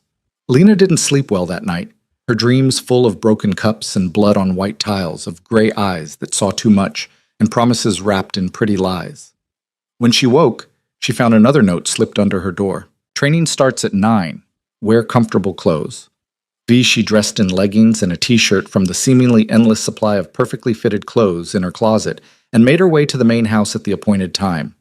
Marcus met her at the door and led her to a part of the estate she hadn't explored yet, a converted barn that housed a full gym. Victor was already there, dressed in workout clothes that somehow made him look more dangerous than his expensive suits ever did. Another man stood beside him, tall and lean, with scars that told stories Lena didn't want to hear. Lena, this is James, Victor said, former Marine combat instructor and the person who's going to teach you how to not be a victim. James extended a hand, his grip firm but not crushing when Lena shook it. Mr. Moreau says you want to learn self-defense. I want to learn how to survive, Lena corrected. James's expression shifted to something approving. Good. That's the right mindset. Surviving isn't about being the strongest or the fastest. It's about being willing to do whatever it takes, even when it's ugly. The next 2 hours were brutal. James taught her how to break a nose, how to go for eyes and throat and groin, how to use an attacker's momentum against them. He showed her vulnerable points on the human body, taught her that violence wasn't about fairness or restraint when your life was on the line. Victor watched the entire session, his expression unreadable. When James finally called a halt, Lena was sweating and shaking and felt more capable than she had in years. Tomorrow, we start on weapons, James said. Pepper spray, tactical flashlight, knife basics. You up for it? Yes, Lena said without hesitation. After James left, Victor handed her a water bottle and a towel. You did well, he said. I feel like I got hit by a truck. That's normal. James doesn't believe in taking it easy. Victor's voice held a hint of amusement. But you didn't quit. Even when he pushed you harder than I thought he would. That says something about your character. It says I'm stubborn. Stubborn is good. Stubborn keeps you alive. Victor moved closer, reaching out to tuck a strand of sweat-dampened hair behind her ear. Thank you for letting me do this. For letting me help you be stronger. I'm not doing it for you, Lena said. I'm doing it for me. I know. That's why I'm thanking you. You're choosing to engage with this world on your own terms instead of just accepting my protection passively. That's exactly what I hoped you'd do. They were standing very close, close enough that Lena could see the flecks of gold in Victor's gray eyes, could feel the heat radiating from his body. The urge to lean into him was sudden and strong, and she stepped back before she could act on it. "I should shower," she said. "Use the facilities here. Your guest house bathroom doesn't have the water pressure for a proper post-workout shower." Victor gestured toward a door. "Towels are in the cabinet. Take your time." The shower was indeed better than the one at the guest house, and Lena stood under the hot spray for a long time, letting it ease the ache in her muscles and the turmoil in her mind. She was getting too comfortable here, too accepting of this life Victor had built around her. The training was supposed to make her more independent, but instead it was making her more connected, more involved in his world. She needed to be careful, needed to maintain some distance, some part of herself that remained separate from Victor's influence. But when she emerged from the shower and found fresh clothes waiting for her, exactly her size, exactly her style, she had to acknowledge that maintaining distance was getting harder by the day. The rest of the week passed in a blur of training sessions, careful conversations, and growing familiarity. Victor was true to his word about transparency, sharing details about his business dealings that Lena didn't always want to know. She learned about the careful balance of power in his world, about alliances and territories and the complicated politics of organized crime. She also learned about Victor himself. His dry sense of humor, his unexpected kindness to his staff, his genuine rage at injustice even as he perpetrated injustices of his own. He was a walking contradiction, and Lena found herself increasingly fascinated by the puzzle he presented. On the 10th day, everything changed. Lena was in the library curled up with a book when Marcus appeared in the doorway. His expression was tense, his usual composure cracked. "Miss Ward, we need to get you to the safe room. Now." Lena was on her feet instantly. The training James had drilled into her taking over. "What's happening?" "Dmitry Volkov just breached the perimeter. He's coming for you." Marcus was already moving, his hand firm on Lena's arm as he guided her out of the library. The book she'd been reading hit the floor with a muted thud that seemed too loud in the sudden tension. "How many?" Lena asked, her voice steadier than she felt. James's training was kicking in, pushing down the panic, forcing her brain into tactical mode. "6 that we've spotted. Could be more." Marcus led her through corridors she'd never seen before, his free hand on the weapon holstered at his hip. He waited until Mr. Moreau had a meeting in the city, timed it deliberately. They reached a section of the main house that looked like ordinary wall paneling, but Marcus pressed something and a door swung open, revealing a staircase leading down. Lena descended quickly, her heart hammering against her ribs. The stairs ended in a reinforced room that looked like something from a spy movie. Concrete walls, monitors showing various angles of the estate, enough supplies to last weeks. "Stay here," Marcus commanded. "The door locks from the inside. Code is 1847, same as the gate. Don't open it for anyone except me or Mr. Moreau." "What about Helen?" "Helen's already secure in her own panic room off the kitchen. She's safe."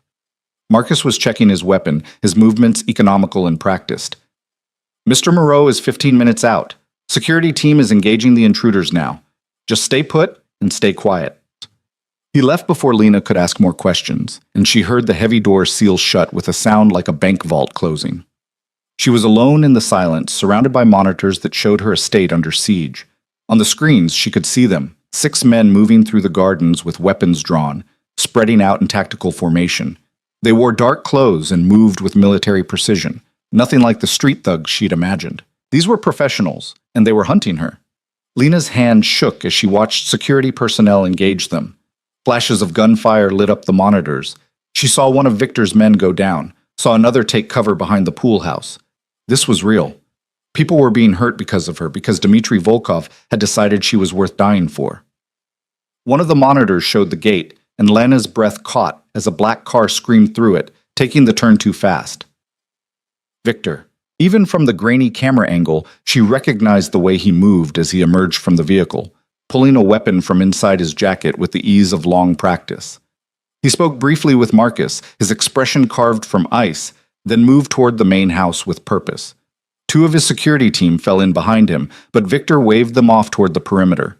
He was going in alone. Lena pressed closer to the monitor, watching Victor move through his own home like a predator stalking prey. He cleared corners with practiced efficiency, weapon raised, every movement controlled and deliberate. This was the Victor she'd only glimpsed in stories, the man who'd killed 4 times, who solved problems with violence when violence was required. It should have terrified her.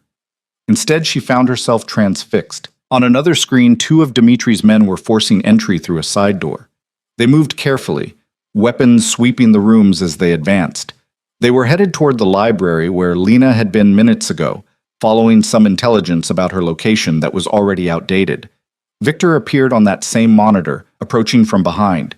He moved silently, closing the distance with frightening speed. The first man never saw him coming. Victor's attack was swift and brutal, a controlled strike that dropped the intruder without a sound. The second man spun, raising his weapon, but Victor was already moving, disarming him with a precision that spoke of extensive training.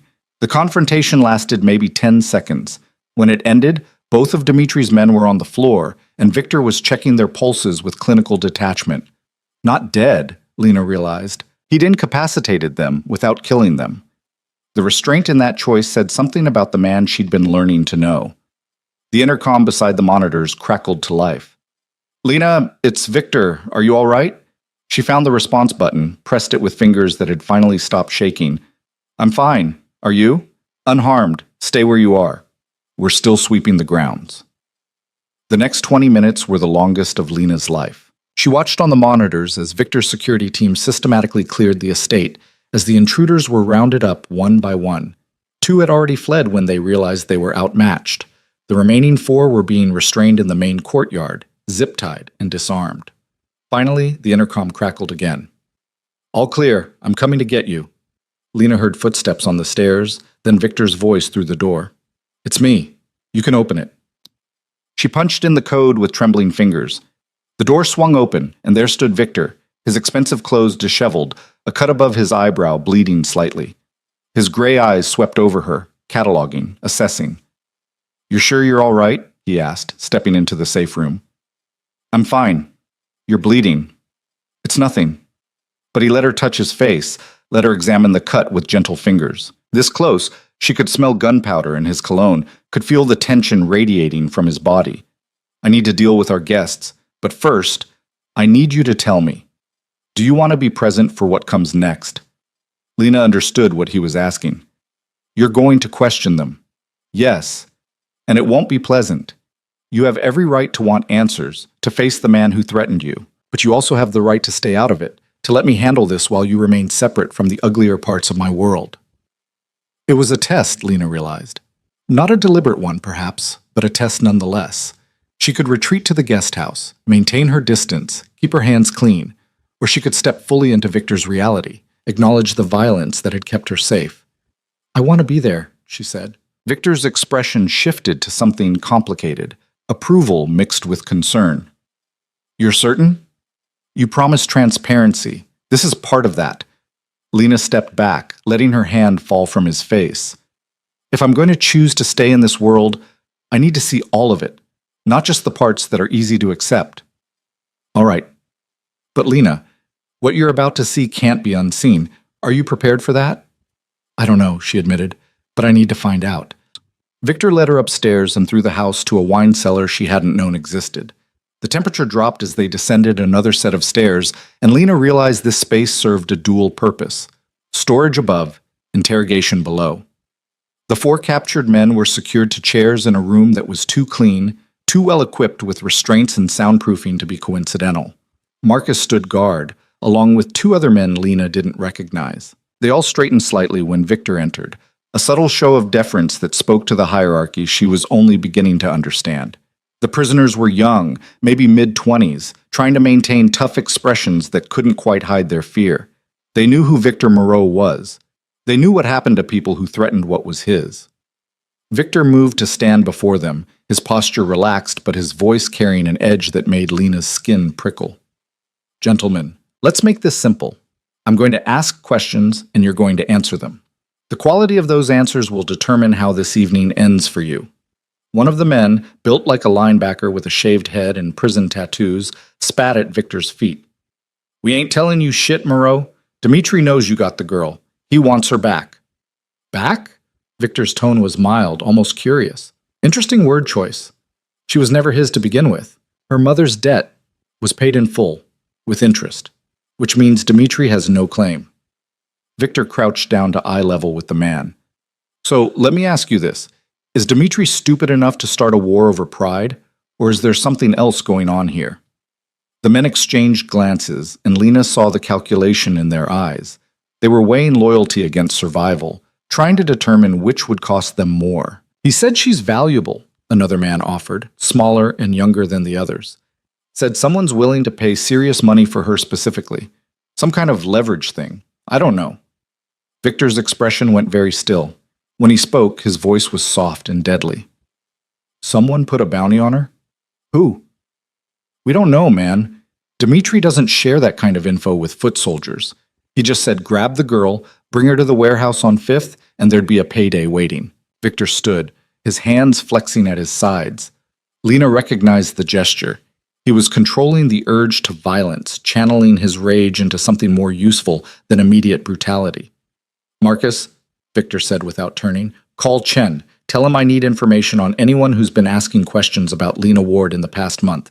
Anyone. I don't care how tangential the connection. Already on it, sir. Victor turned his attention back to the prisoners. Here's what's going to happen. You're going to give Marcus detailed statements about everything Dimitri told you. Locations, timelines, anyone else involved in this operation. In exchange, I'm going to let you live. And if we don't? The linebacker tried to sound defiant, but his voice cracked slightly. Then I'm going to make sure Dimitri hears that you talked anyway.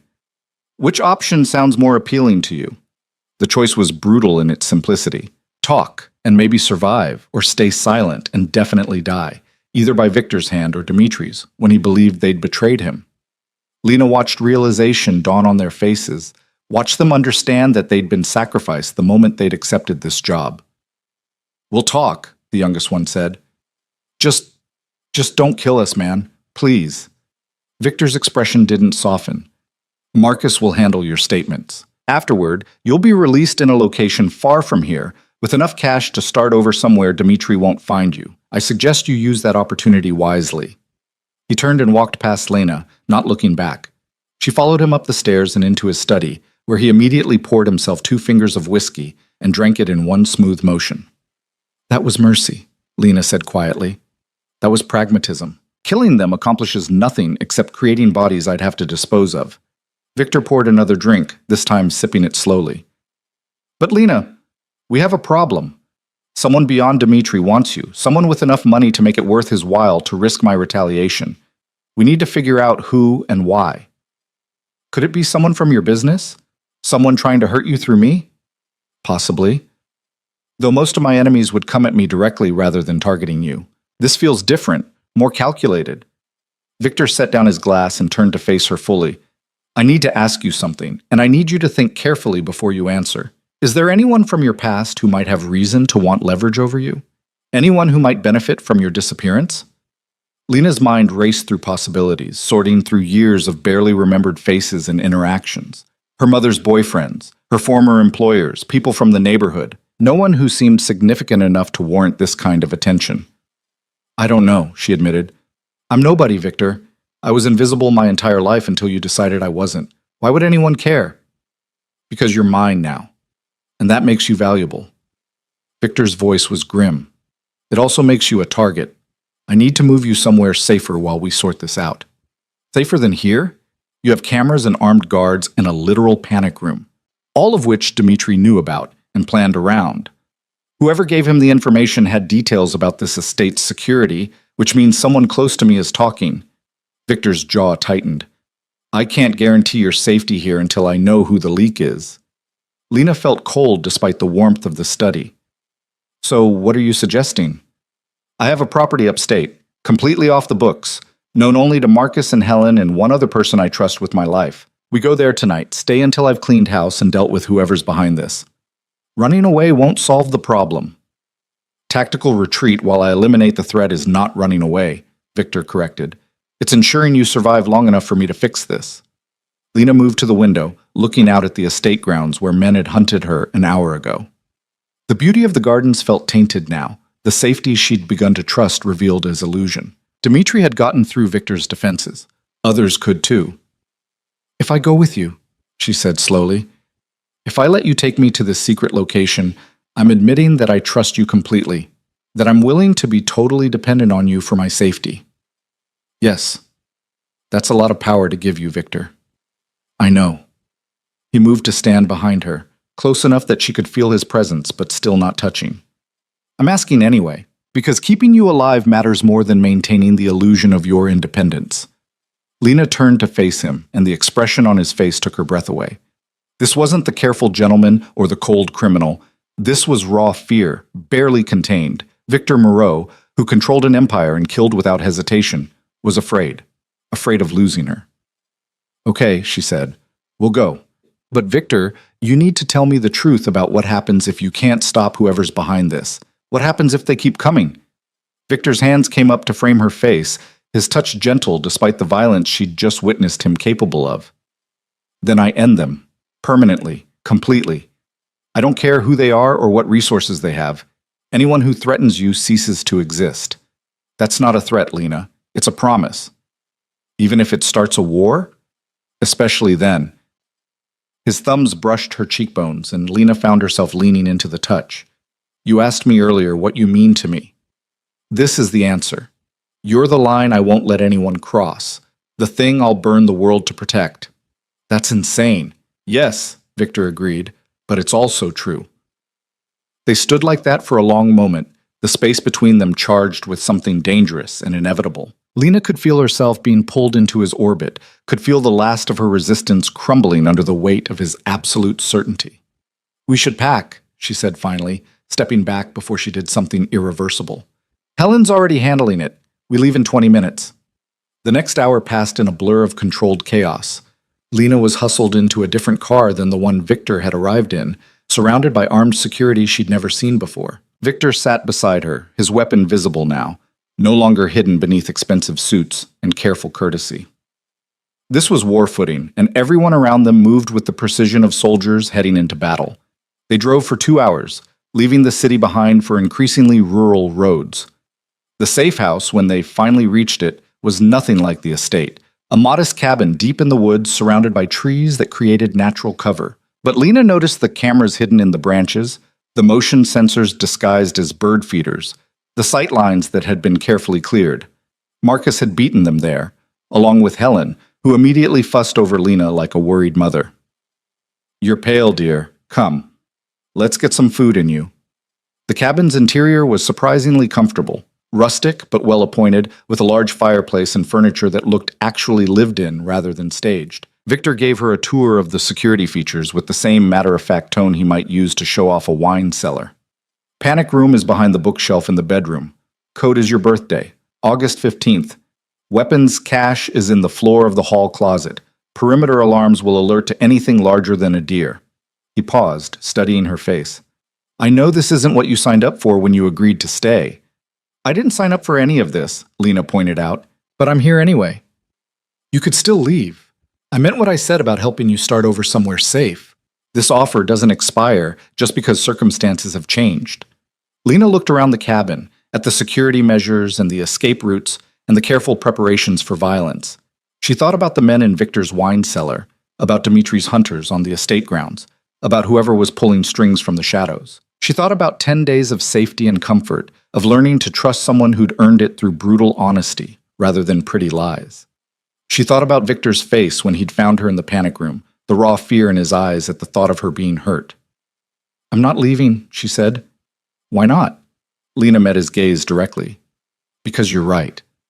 I'm safer with you than anywhere else. But also because she hesitated, trying to find words for something she barely understood herself. Because I'm tired of running from things. From debt, from my mother's problems, from Derek's abuse. I've spent my whole life trying to escape circumstances I couldn't control. Maybe it's time to stop running and start fighting. Fighting requires accepting that you're in a war. I've been in a war my whole life, Lena said quietly. I just didn't have anyone on my side before. Victor's expression transformed into something fierce and possessive. You have me now, for as long as you want me. That might be longer than you think, Lena admitted. He moved closer, and this time Lena didn't step back. His hands found her waist, pulling her against him with a gentleness that contrasted sharply with the violence she'd seen him capable of. Lena, he said, her name a question and a promise all at once. She answered by rising on her toes and pressing her lips to his. The kiss was electric, months of tension and fear and growing connection crystallizing into this single point of contact. Victor made a sound low in his throat and deepened the kiss, one hand sliding into her hair while the other pressed her closer. Lena's hands fisted in his shirt, holding on as the world tilted and rearranged itself around this new reality. When they finally broke apart, both breathing hard, Victor rested his forehead against hers. "That complicates things," he said. "Good. I'm tired of simple." He laughed, the sound startled and genuine. "You're going to destroy me, aren't you?" "Probably," Lena agreed. "Is that a problem?" "No, not even a little bit." Victor pulled back enough to look at her properly. "But Lena, I need you to understand something. If we do this, if we make this real instead of just theoretical, there's no going back. You'll be mine, and I'll be yours, and I will do terrible things to keep you safe. Can you live with that?" Lena thought about the men in the wine cellar, about Victor's calm discussion of killing as necessary business. She thought about power and protection and the complicated morality of choosing safety over innocence. "I can live with it," she said. "Can you live with the fact that I'm going to push back when you're being controlling? That I'm not going to just accept your decisions without argument? I'm counting on it." Victor's smile was crooked, almost boyish. "I don't want a doll, Lena. I want a partner. Someone who challenges me, who makes me better than I'd be on my own." "That's a lot to ask from someone you've known for 10 days. "I've known you for 4 years, Victor reminded her. "You're just now catching up." Before Lena could respond, Marcus appeared in the doorway, his expression apologetic. "Sorry to interrupt, but Chen just called. He has information." Victor's demeanor shifted immediately, the gentle suitor replaced by the cold strategist. "What did he find?" "You're going to want to hear this directly." Marcus gestured toward a study off the main room. They followed him to where a laptop sat open on a desk, a video call already in progress. The man on screen was Chinese, maybe 50, with intelligent eyes and an expression that suggested he'd seen everything twice. "Mr. Moreau," he said by way of greeting, "I have the information you requested, but you're not going to like it. Tell me anyway." The bounty on Miss Ward was placed by someone using a shell corporation traced back to the Volkov family, but the money came from a different source entirely. Someone who's been very careful to hide their involvement. Chen's expression was grim. "It took some digging, but I finally tracked the funds to their origin." "And?" "They came from a trust fund established 18 years ago. Beneficiary is listed as L. Ward, contingent on specific circumstances being met." Chen paused. "Mr. Moreau, the trust was established by Lena's father." Lena felt the floor drop out from under her. "My father's dead. He died before I was born." "That's what your mother told you," Chen said gently. "But court records show Daniel Ward is very much alive. He's currently serving a 25-year sentence for manslaughter at Riverstone Correctional Facility." The room spun. Lena grabbed the edge of the desk trying to process this information. Her father was alive. Her mother had lied. Everything she'd believed about her origin was false. "Why would he put a bounty on his own daughter?" Victor's voice was tight with controlled fury. "He didn't. Not exactly." Chen pulled up another document. "The trust stipulates that if Lena Ward enters into a relationship with anyone connected to organized crime, specifically the Moreau family, the funds are released to ensure her protection from that influence. The bounty isn't about killing her. It's about removing her from your sphere of influence." "My father knew about Victor?" Lena's voice sounded distant to her own ears. "How?" "Because Daniel Ward used to work for Victor's father," Chen said quietly. 20 years ago, he was part of the organization. The manslaughter conviction was related to that work. According to the records, he took the fall for something larger, protecting other members of the family.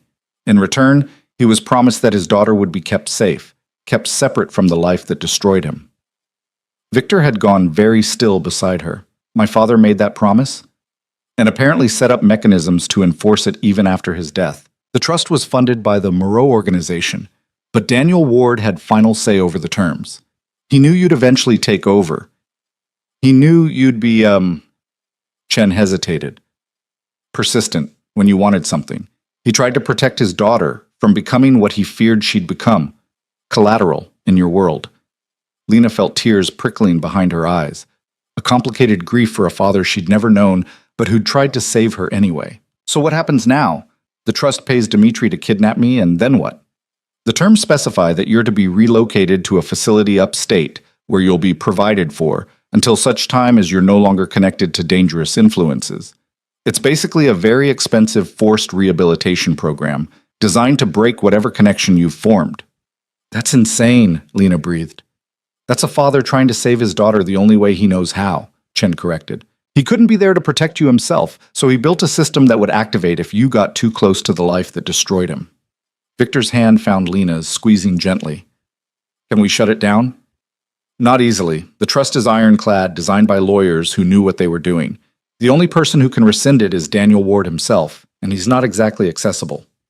Everything is accessible if you have enough leverage, Victor said coldly. Set up a meeting. I don't care what it costs or what favors I have to call in. I want to talk to Daniel Ward within 48 hours. Victor, Lena started. No. He turned to face her, his expression fierce. Your father doesn't get to decide your future from a prison cell. He doesn't get to manipulate your life any more than I do. If he wants to protect you, he can do it by calling off his dogs, not by trying to kidnap you into protective custody. He was trying to help, Lena said softly. He was trying to control. Just like I was. Just like everyone in your life has been. Victor's jaw tightened. The difference is, I'm willing to stop. I'm willing to let you make your own choices, even if those choices scare me. Is he? Lena didn't have an answer for that. She looked at Chen's face on the screen, at Marcus standing silent witness in the doorway, at Victor's hand still holding hers. Set up the meeting, she said, but I'm coming with you. If my father wants to explain himself, he can do it to my face. Victor looked like he wanted to argue, but something in Lena's expression stopped him.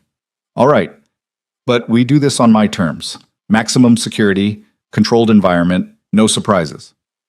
Agreed, Chen said. I'll make the arrangements. The call ended, leaving Lena and Victor alone in the study. The silence stretched between them, heavy with implications.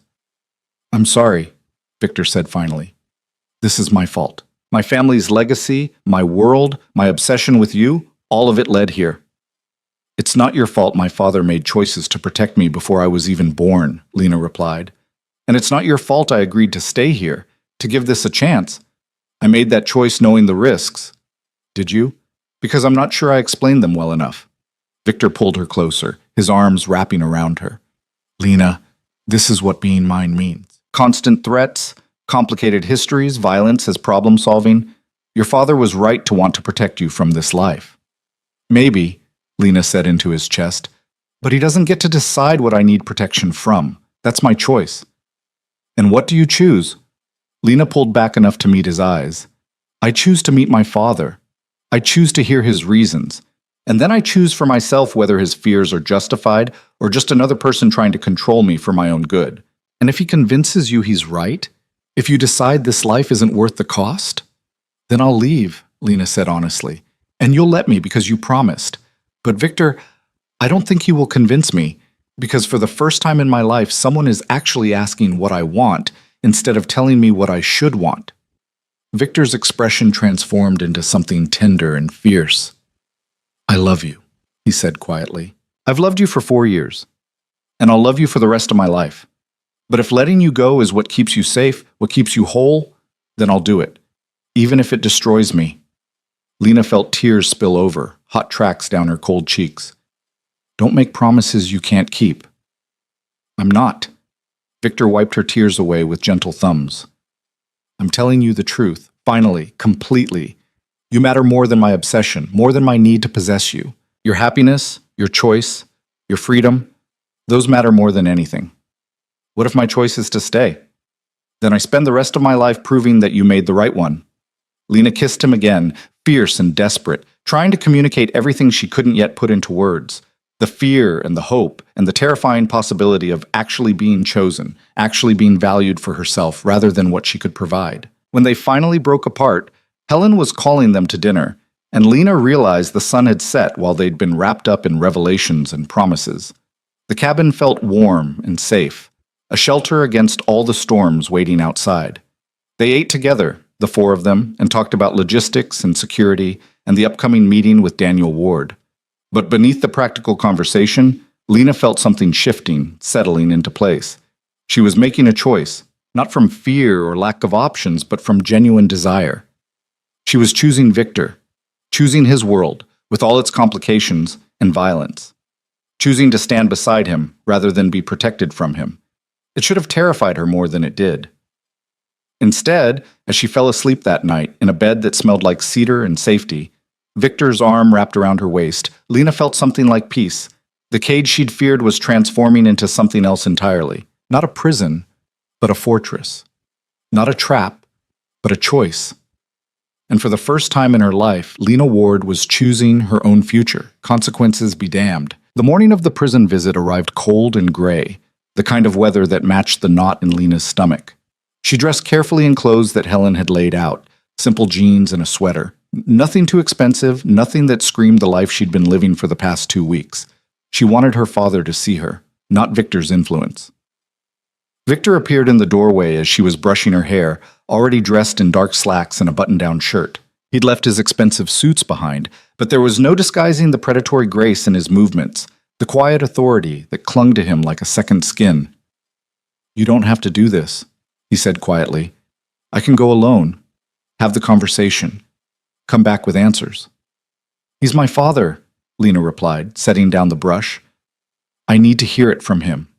I need to understand why he thought kidnapping was protection." "Fair enough." Victor moved into the room, pulling something from his pocket. "But I need you to wear this." It was a small device, no bigger than a button, with a tiny clip.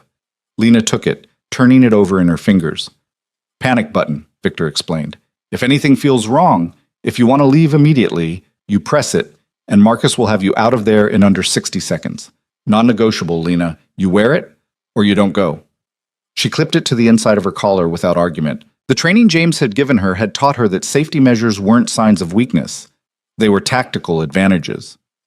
The drive to Riverstone Correctional Facility took 90 minutes through increasingly barren landscape that seemed to mirror the bleakness of their destination. The prison rose from flat farmland like a gray monument to failure, all concrete and razor wire, and the complete absence of hope. Chen met them in the parking lot, his expression professionally neutral. "Everything's arranged. You have 30 minutes in a private meeting room. Guards will be outside, but you'll have privacy for the conversation." "Security?" Victor asked. "Standard procedure. No weapons allowed inside, obviously. You'll both be searched." Chen's gaze shifted to Lena.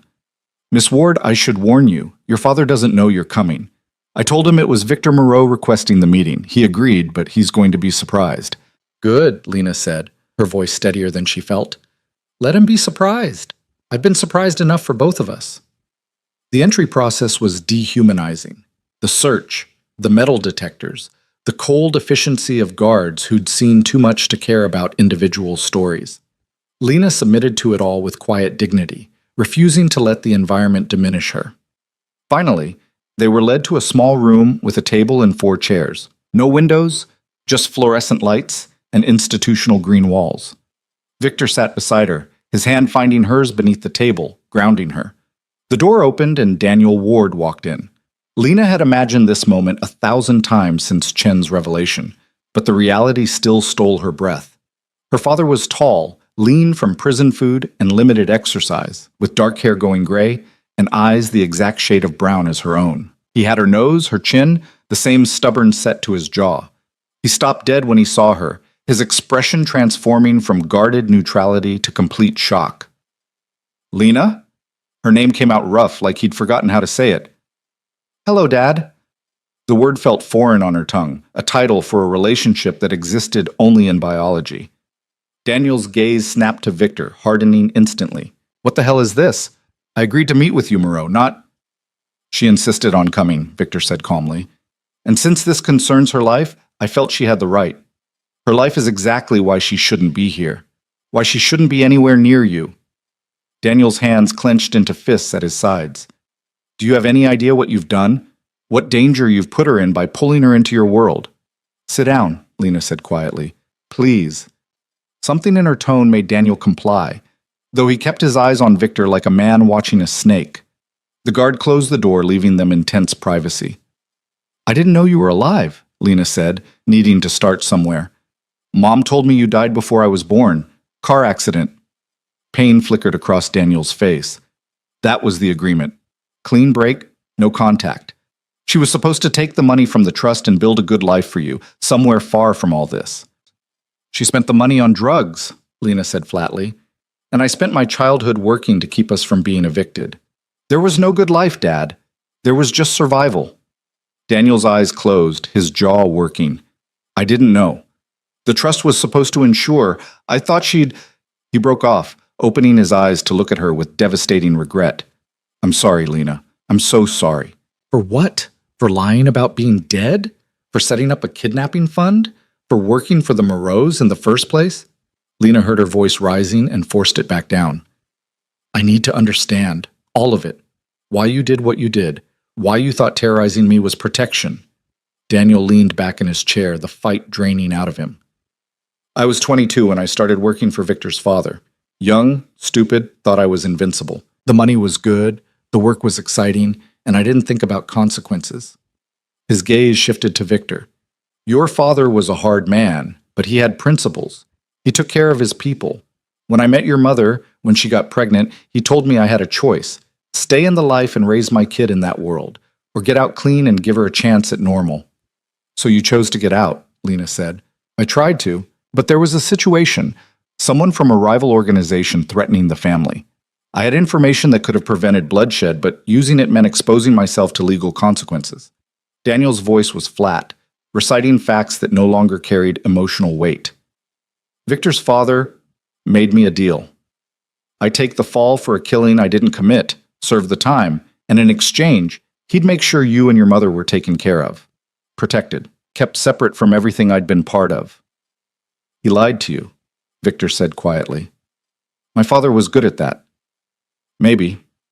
But the alternative was letting you grow up with a father in this life, always in danger, always compromised. Daniel looked at Lena with eyes that held 2 decades of grief. I thought I was saving you. I thought if you never knew me, never knew this world existed, you'd have a chance at something better. And the trust? Lena asked. The bounty that activated when I got involved with Victor? Insurance, Daniel said. I knew Victor would eventually take over.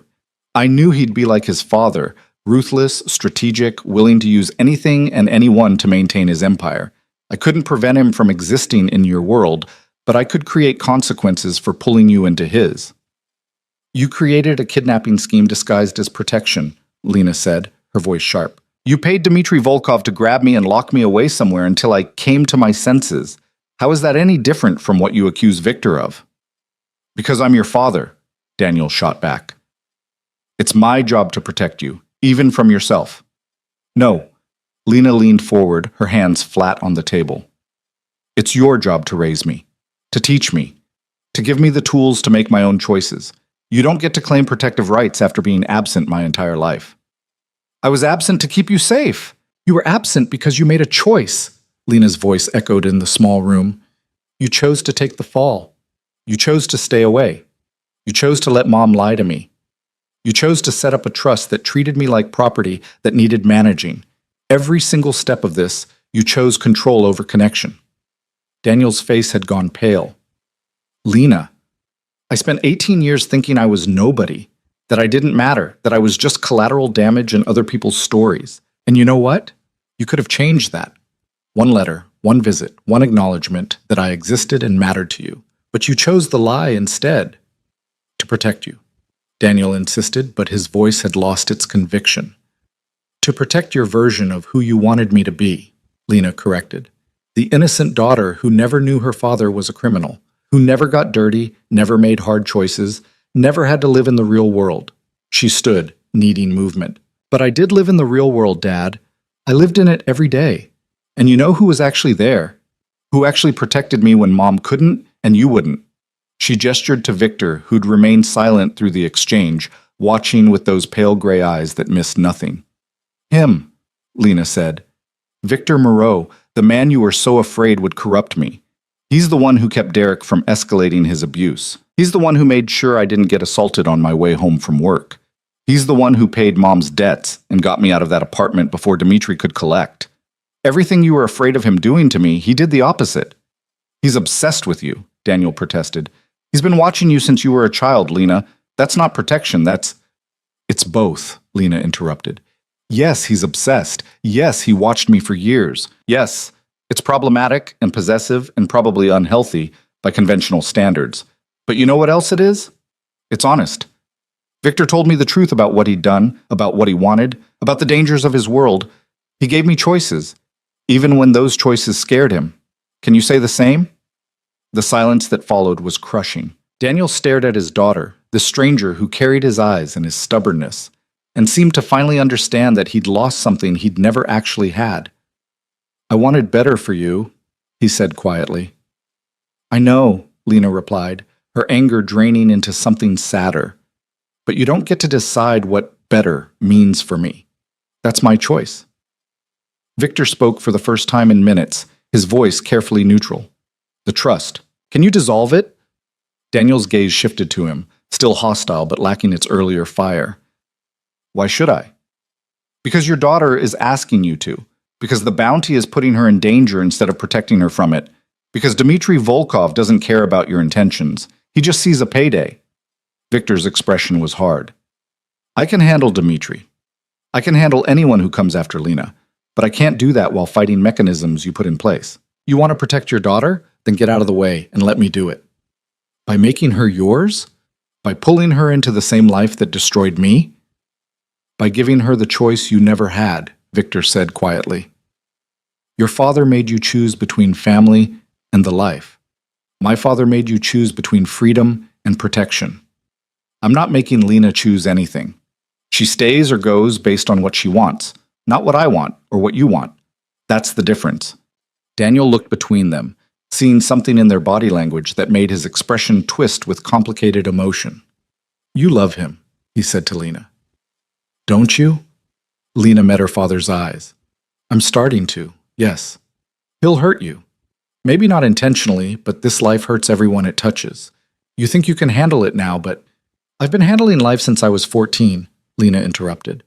I've dealt with addiction and poverty and abuse and constant fear. Victor's world isn't that different from the one I've already been living in. It's just honest about the violence instead of pretending it doesn't exist. That's exactly what I was afraid of, Daniel said, his voice breaking. That you'd already been damaged enough that this life would feel normal, that you'd settle for survival instead of reaching for something better. I'm not settling, Lena said firmly. I'm choosing. There's a difference. Daniel was quiet for a long moment, his hands clasped on the table, his head bowed. When he looked up, tears tracked down his weathered face. I don't know how to let you go, he admitted. I've spent 20 years imagining you safe and happy somewhere far from all this. Finding out you were never safe, that I failed you even while trying to protect you. It's killing me, Lena. Then don't let me go, Lena said, surprising herself. Be my father. Actually be present in my life. Even if it's just letters and visits and phone calls when you get out. But be there as the person I actually am, not the person you wished I could be. And if I can't accept your choices? Then you're choosing control over connection. Again, Lena's voice was gentle but firm. And I'll have to accept that you love the idea of me more than you love the reality. Daniel flinched like she'd struck him. He looked at Victor, then back at Lena, something shifting in his expression. What do you need from me? He asked finally. Specifically. Dissolve the trust, Lena said. Call off Dmitry and anyone else who might come after me thinking they're doing your bidding. And write a letter I can give to my mother explaining why you stayed away, so she stops using your death as an excuse for her choices. That's all? That's everything, Lena corrected. Give me the truth and the freedom to make my own mistakes. That's all I've ever wanted. Daniel nodded slowly, defeat and acceptance warring in his features. I'll need my lawyer. It'll take a few days to process the paperwork. Chen can expedite it, Victor said. I'll make sure it's handled properly. I'm sure you will. Daniel's tone was dry, but some of the hostility had drained away. He looked at his daughter with naked grief. I'm sorry, Lena, for all of it. For not being there, for lying, for thinking I knew what was best without asking what you needed. I know, Lena said. And Dad? Thank you for trying. You did it wrong, but at least you tried. That's more than Mom ever did. The guard knocked, signaling their time was almost up. Daniel stood, moving around the table with hesitant steps. He stopped in front of Lena, his hands hovering uncertainly before settling on her shoulders. You look so much like your mother did at your age, he said quietly. "But you have my stubbornness. That's going to serve you well in this life." "I'll need it," Lena agreed. Daniel's gaze shifted to Victor, who'd also stood, maintaining respectful distance. "You hurt her, and I don't care what prison I'm in or how long my sentence is. I will find a way to end you. Understand?" "Completely," Victor said without a hint of defensiveness. "And if I hurt her, I'll deserve whatever you do to me." Daniel studied him for a long moment, then nodded once. "Take care of her." "Every day of my life," Victor promised. The guard opened the door, and Daniel was led away. Lena watched him go, this stranger who was her father, and felt a complicated mixture of grief and relief. She'd needed closure, needed to understand the forces that had shaped her life from the shadows. Now she had it, for better or worse. Victor's hand found hers as they walked back through the prison's endless corridors. "Are you all right?" he asked quietly. "I will be," Lena said. "It's strange. I spent my whole life thinking I was alone, and it turns out people were fighting over how to protect me. I just wish they'd asked me what I wanted." "I'm asking now," Victor said. "What do you want, Lena? Really?" She didn't answer until they were back in the car, driving away from the prison toward whatever future she was about to choose. Then she turned to face him, this man who'd watched her for years and learned her better than anyone ever had. "I want to go home," she said. Victor's expression was carefully controlled. "The apartment? I can arrange—" "No. Home. The estate. Your home." Lena took a breath. "Our home. If you'll have me." The car nearly swerved. Victor's hands tightened on the wheel, his knuckles white. "Lena, you need to be very clear about what you're saying right now." "I'm saying I'm staying. Not for a month, not conditionally. I'm choosing you, Victor, choosing your world, choosing to build something real instead of just surviving." She reached over, covering his hand with hers. "I'm saying yes to everything you've been asking for, as long as you're still asking and not demanding." Victor pulled the car over, right there on the side of the highway, and turned to face her fully. "You're certain? Because once you say this, once you commit to this life, it's not something you can easily walk away from. People will know you're mine. That makes you both protected and a target." "I know. James explained the implications. Marcus has been very thorough about the security measures. Chen sent me a very detailed document about the legal ramifications." Lena smiled at his expression. "You think I didn't do my research? I've spent 2 weeks learning everything I can about what being with you actually means. I'm not going in blind, Victor. I'm going in with my eyes wide open." "And you still choose this?" "I choose you," Lena corrected. "The rest is just logistics." Victor kissed her then, fierce and desperate and full of wonder, like he couldn't quite believe she was real. When they finally broke apart, both breathing hard, his forehead rested against hers. "I'm going to marry you," he said, "soon as legally possible. I want the whole world to know you're mine." "Possessive much?" But Lena was smiling. "Completely. Is that a problem?" "Only if you forget that it goes both ways. You're mine too, Victor Moreau. That means no secrets, no surveillance I don't know about, no making decisions about my life without consulting me." "Agreed. Partners in everything." "The partners," Lena echoed and felt the rightness of it settle into her bones. The next few days were a whirlwind of activity. Daniel's lawyer expedited the trust dissolution with impressive speed, motivated perhaps by Victor's veiled suggestions about what might happen if the paperwork was delayed. Dmitry Volkov received a very direct visit from Victor and several of his most intimidating associates, emerging from the conversation pale and cooperative. The bounty was rescinded, the threat neutralized, and Dmitry was strongly encouraged to relocate his operations to a different state entirely. Chen tracked down every loose end, every person who'd been involved in the attempted kidnapping, and ensured they understood that Lena Ward was permanently off limits. The message was clear and unambiguous. Touching her meant war with Victor Moreau, and no one was stupid enough to want that. Through it all, Lena and Victor moved back into the estate, but this time Lena took a room in the main house instead of the guest quarters. Helen fussed over the arrangement with maternal satisfaction, while Marcus pretended not to notice the way Victor's entire demeanor had softened. 3 weeks after the prison visit, Lena found herself in Victor's study, reviewing documents that Chen had prepared. Contracts, agreements, legal protections that would ensure her security regardless of what happened between her and Victor. "You don't have to sign these," Victor said, watching her read. They're not a condition of anything. I just want you protected. I know, Lena said, scanning the provisions. They were extraordinarily generous. Financial independence, property rights, guaranteed security measures that would continue even if their relationship ended. But I'm signing them anyway, not because I think we'll need them, but because it proves you mean what you say about this being a partnership. She signed with a flourish, and Victor countered with his own signature, making it official. Then he pulled out another document, this one simpler but infinitely more significant.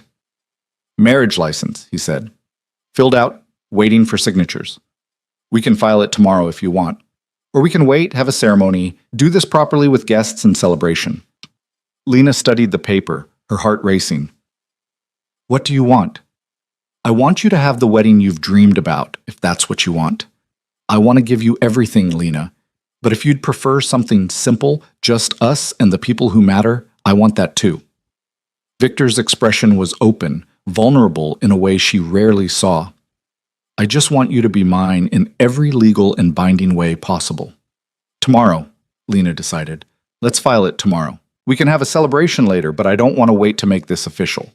Victor's smile was brilliant, transforming his usually controlled features into something almost boyish.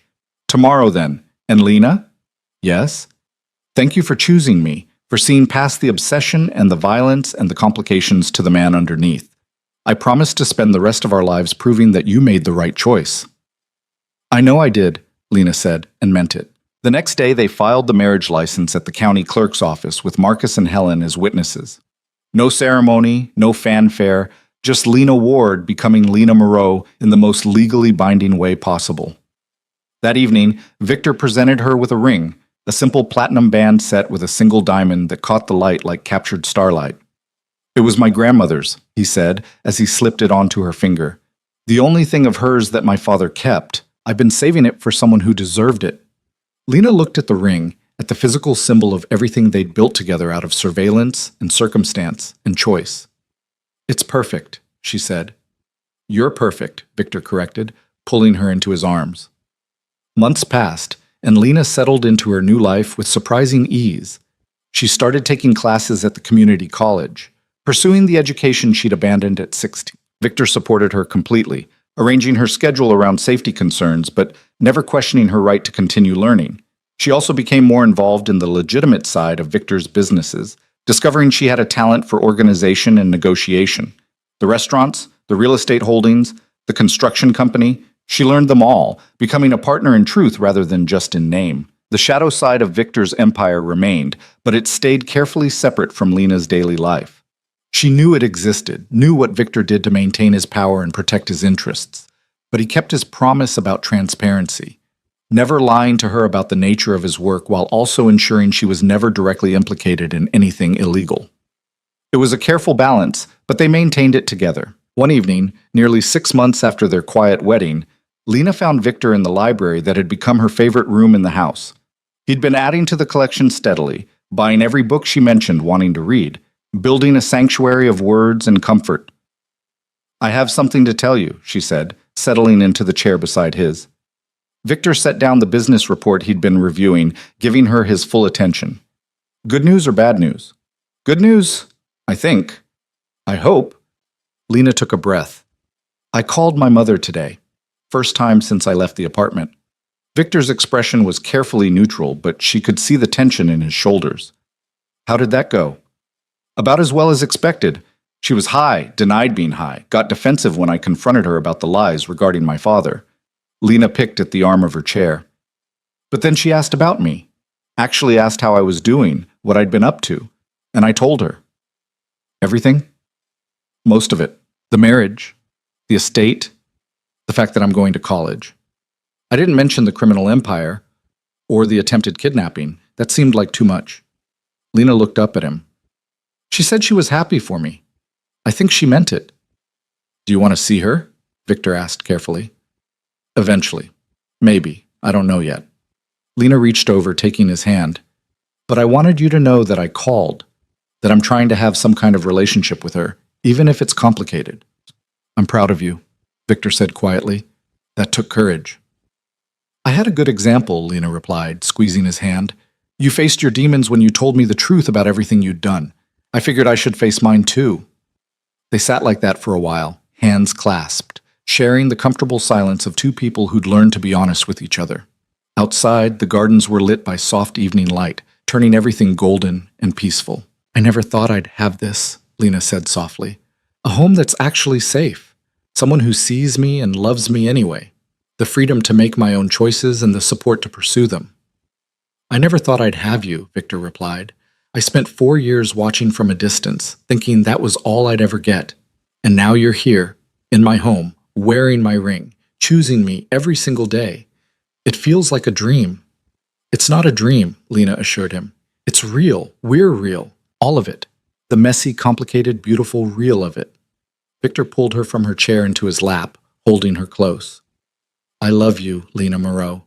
Every stubborn, brilliant, fierce part of you. I love you too, Lena said against his chest. Even the obsessive stalker parts. He laughed, the sound warm and genuine. Especially those parts, I hope. Since they're what brought us together. Especially those parts, Lena agreed. Later that night, as Lena stood in the library alone, running her fingers along the spines of books Victor had collected just for her, she thought about the journey that had brought her here. From a broken cup in a failing bakery to a life she'd never dared dream about. From invisible to cherished. From surviving to living. She'd been terrified of cages, of losing herself to someone else's obsession. But what Victor had built for her wasn't a cage at all. It was a fortress where she could be safe enough to grow, protected enough to take risks, loved enough to become whoever she wanted to be. The irony wasn't lost on her. She'd found her freedom by choosing to belong to someone. But perhaps that was how love worked when it was real and honest and built on actual choice, rather than circumstance or desperation. Victor appeared in his doorway, backlit by hall light, watching her with those gray eyes that had first noticed her when she was still invisible to the rest of the world. Ready for bed? He asked. Ready for everything, Lena replied, and meant it. She took his hand, and together they walked through the home they'd built from obsession and circumstance and honest choice. A home where Lena Ward, now Lena Moreau, had finally found what she'd been searching for without knowing she was searching. Not rescue, not escape, not even safety, though that was part of it. She'd found belonging, purpose, the radical gift of being seen completely and loved anyway. She'd found home. And as she fell asleep that night in Victor's arms, surrounded by luxury that no longer felt foreign and safety that had become her new normal, Lena realized something profound. The accident that changed her fate hadn't been the broken cup at all. It had been Victor noticing her 4 years ago in a hospital waiting room, seeing something precious in a scared 14-year-old girl, and deciding she was worth protecting. Everything that followed, the surveillance, the intervention, the careful construction of circumstances that would bring them together, had been Victor's obsession manifesting as devotion. It wasn't conventional. It wasn't what anyone would call healthy by normal standards, but it was real, and it was theirs, and it had saved her in ways that went far deeper than just physical safety. Victor had given her the space to discover who she was when she wasn't fighting to survive. He'd given her choices when everyone else in her life had given her obligations. He'd given her truth when comfortable lies would have been easier. And in return, Lena had given him something he'd never expected. She'd chosen him back. Not from gratitude or dependence, but from genuine love for the complicated man beneath the criminal empire. In the end, it wasn't about the cage being beautiful or comfortable. It was about the cage transforming into something else entirely when she'd stopped fighting the bars and realized they'd been there to protect her all along. She wasn't trapped. She was home. And that made all the difference.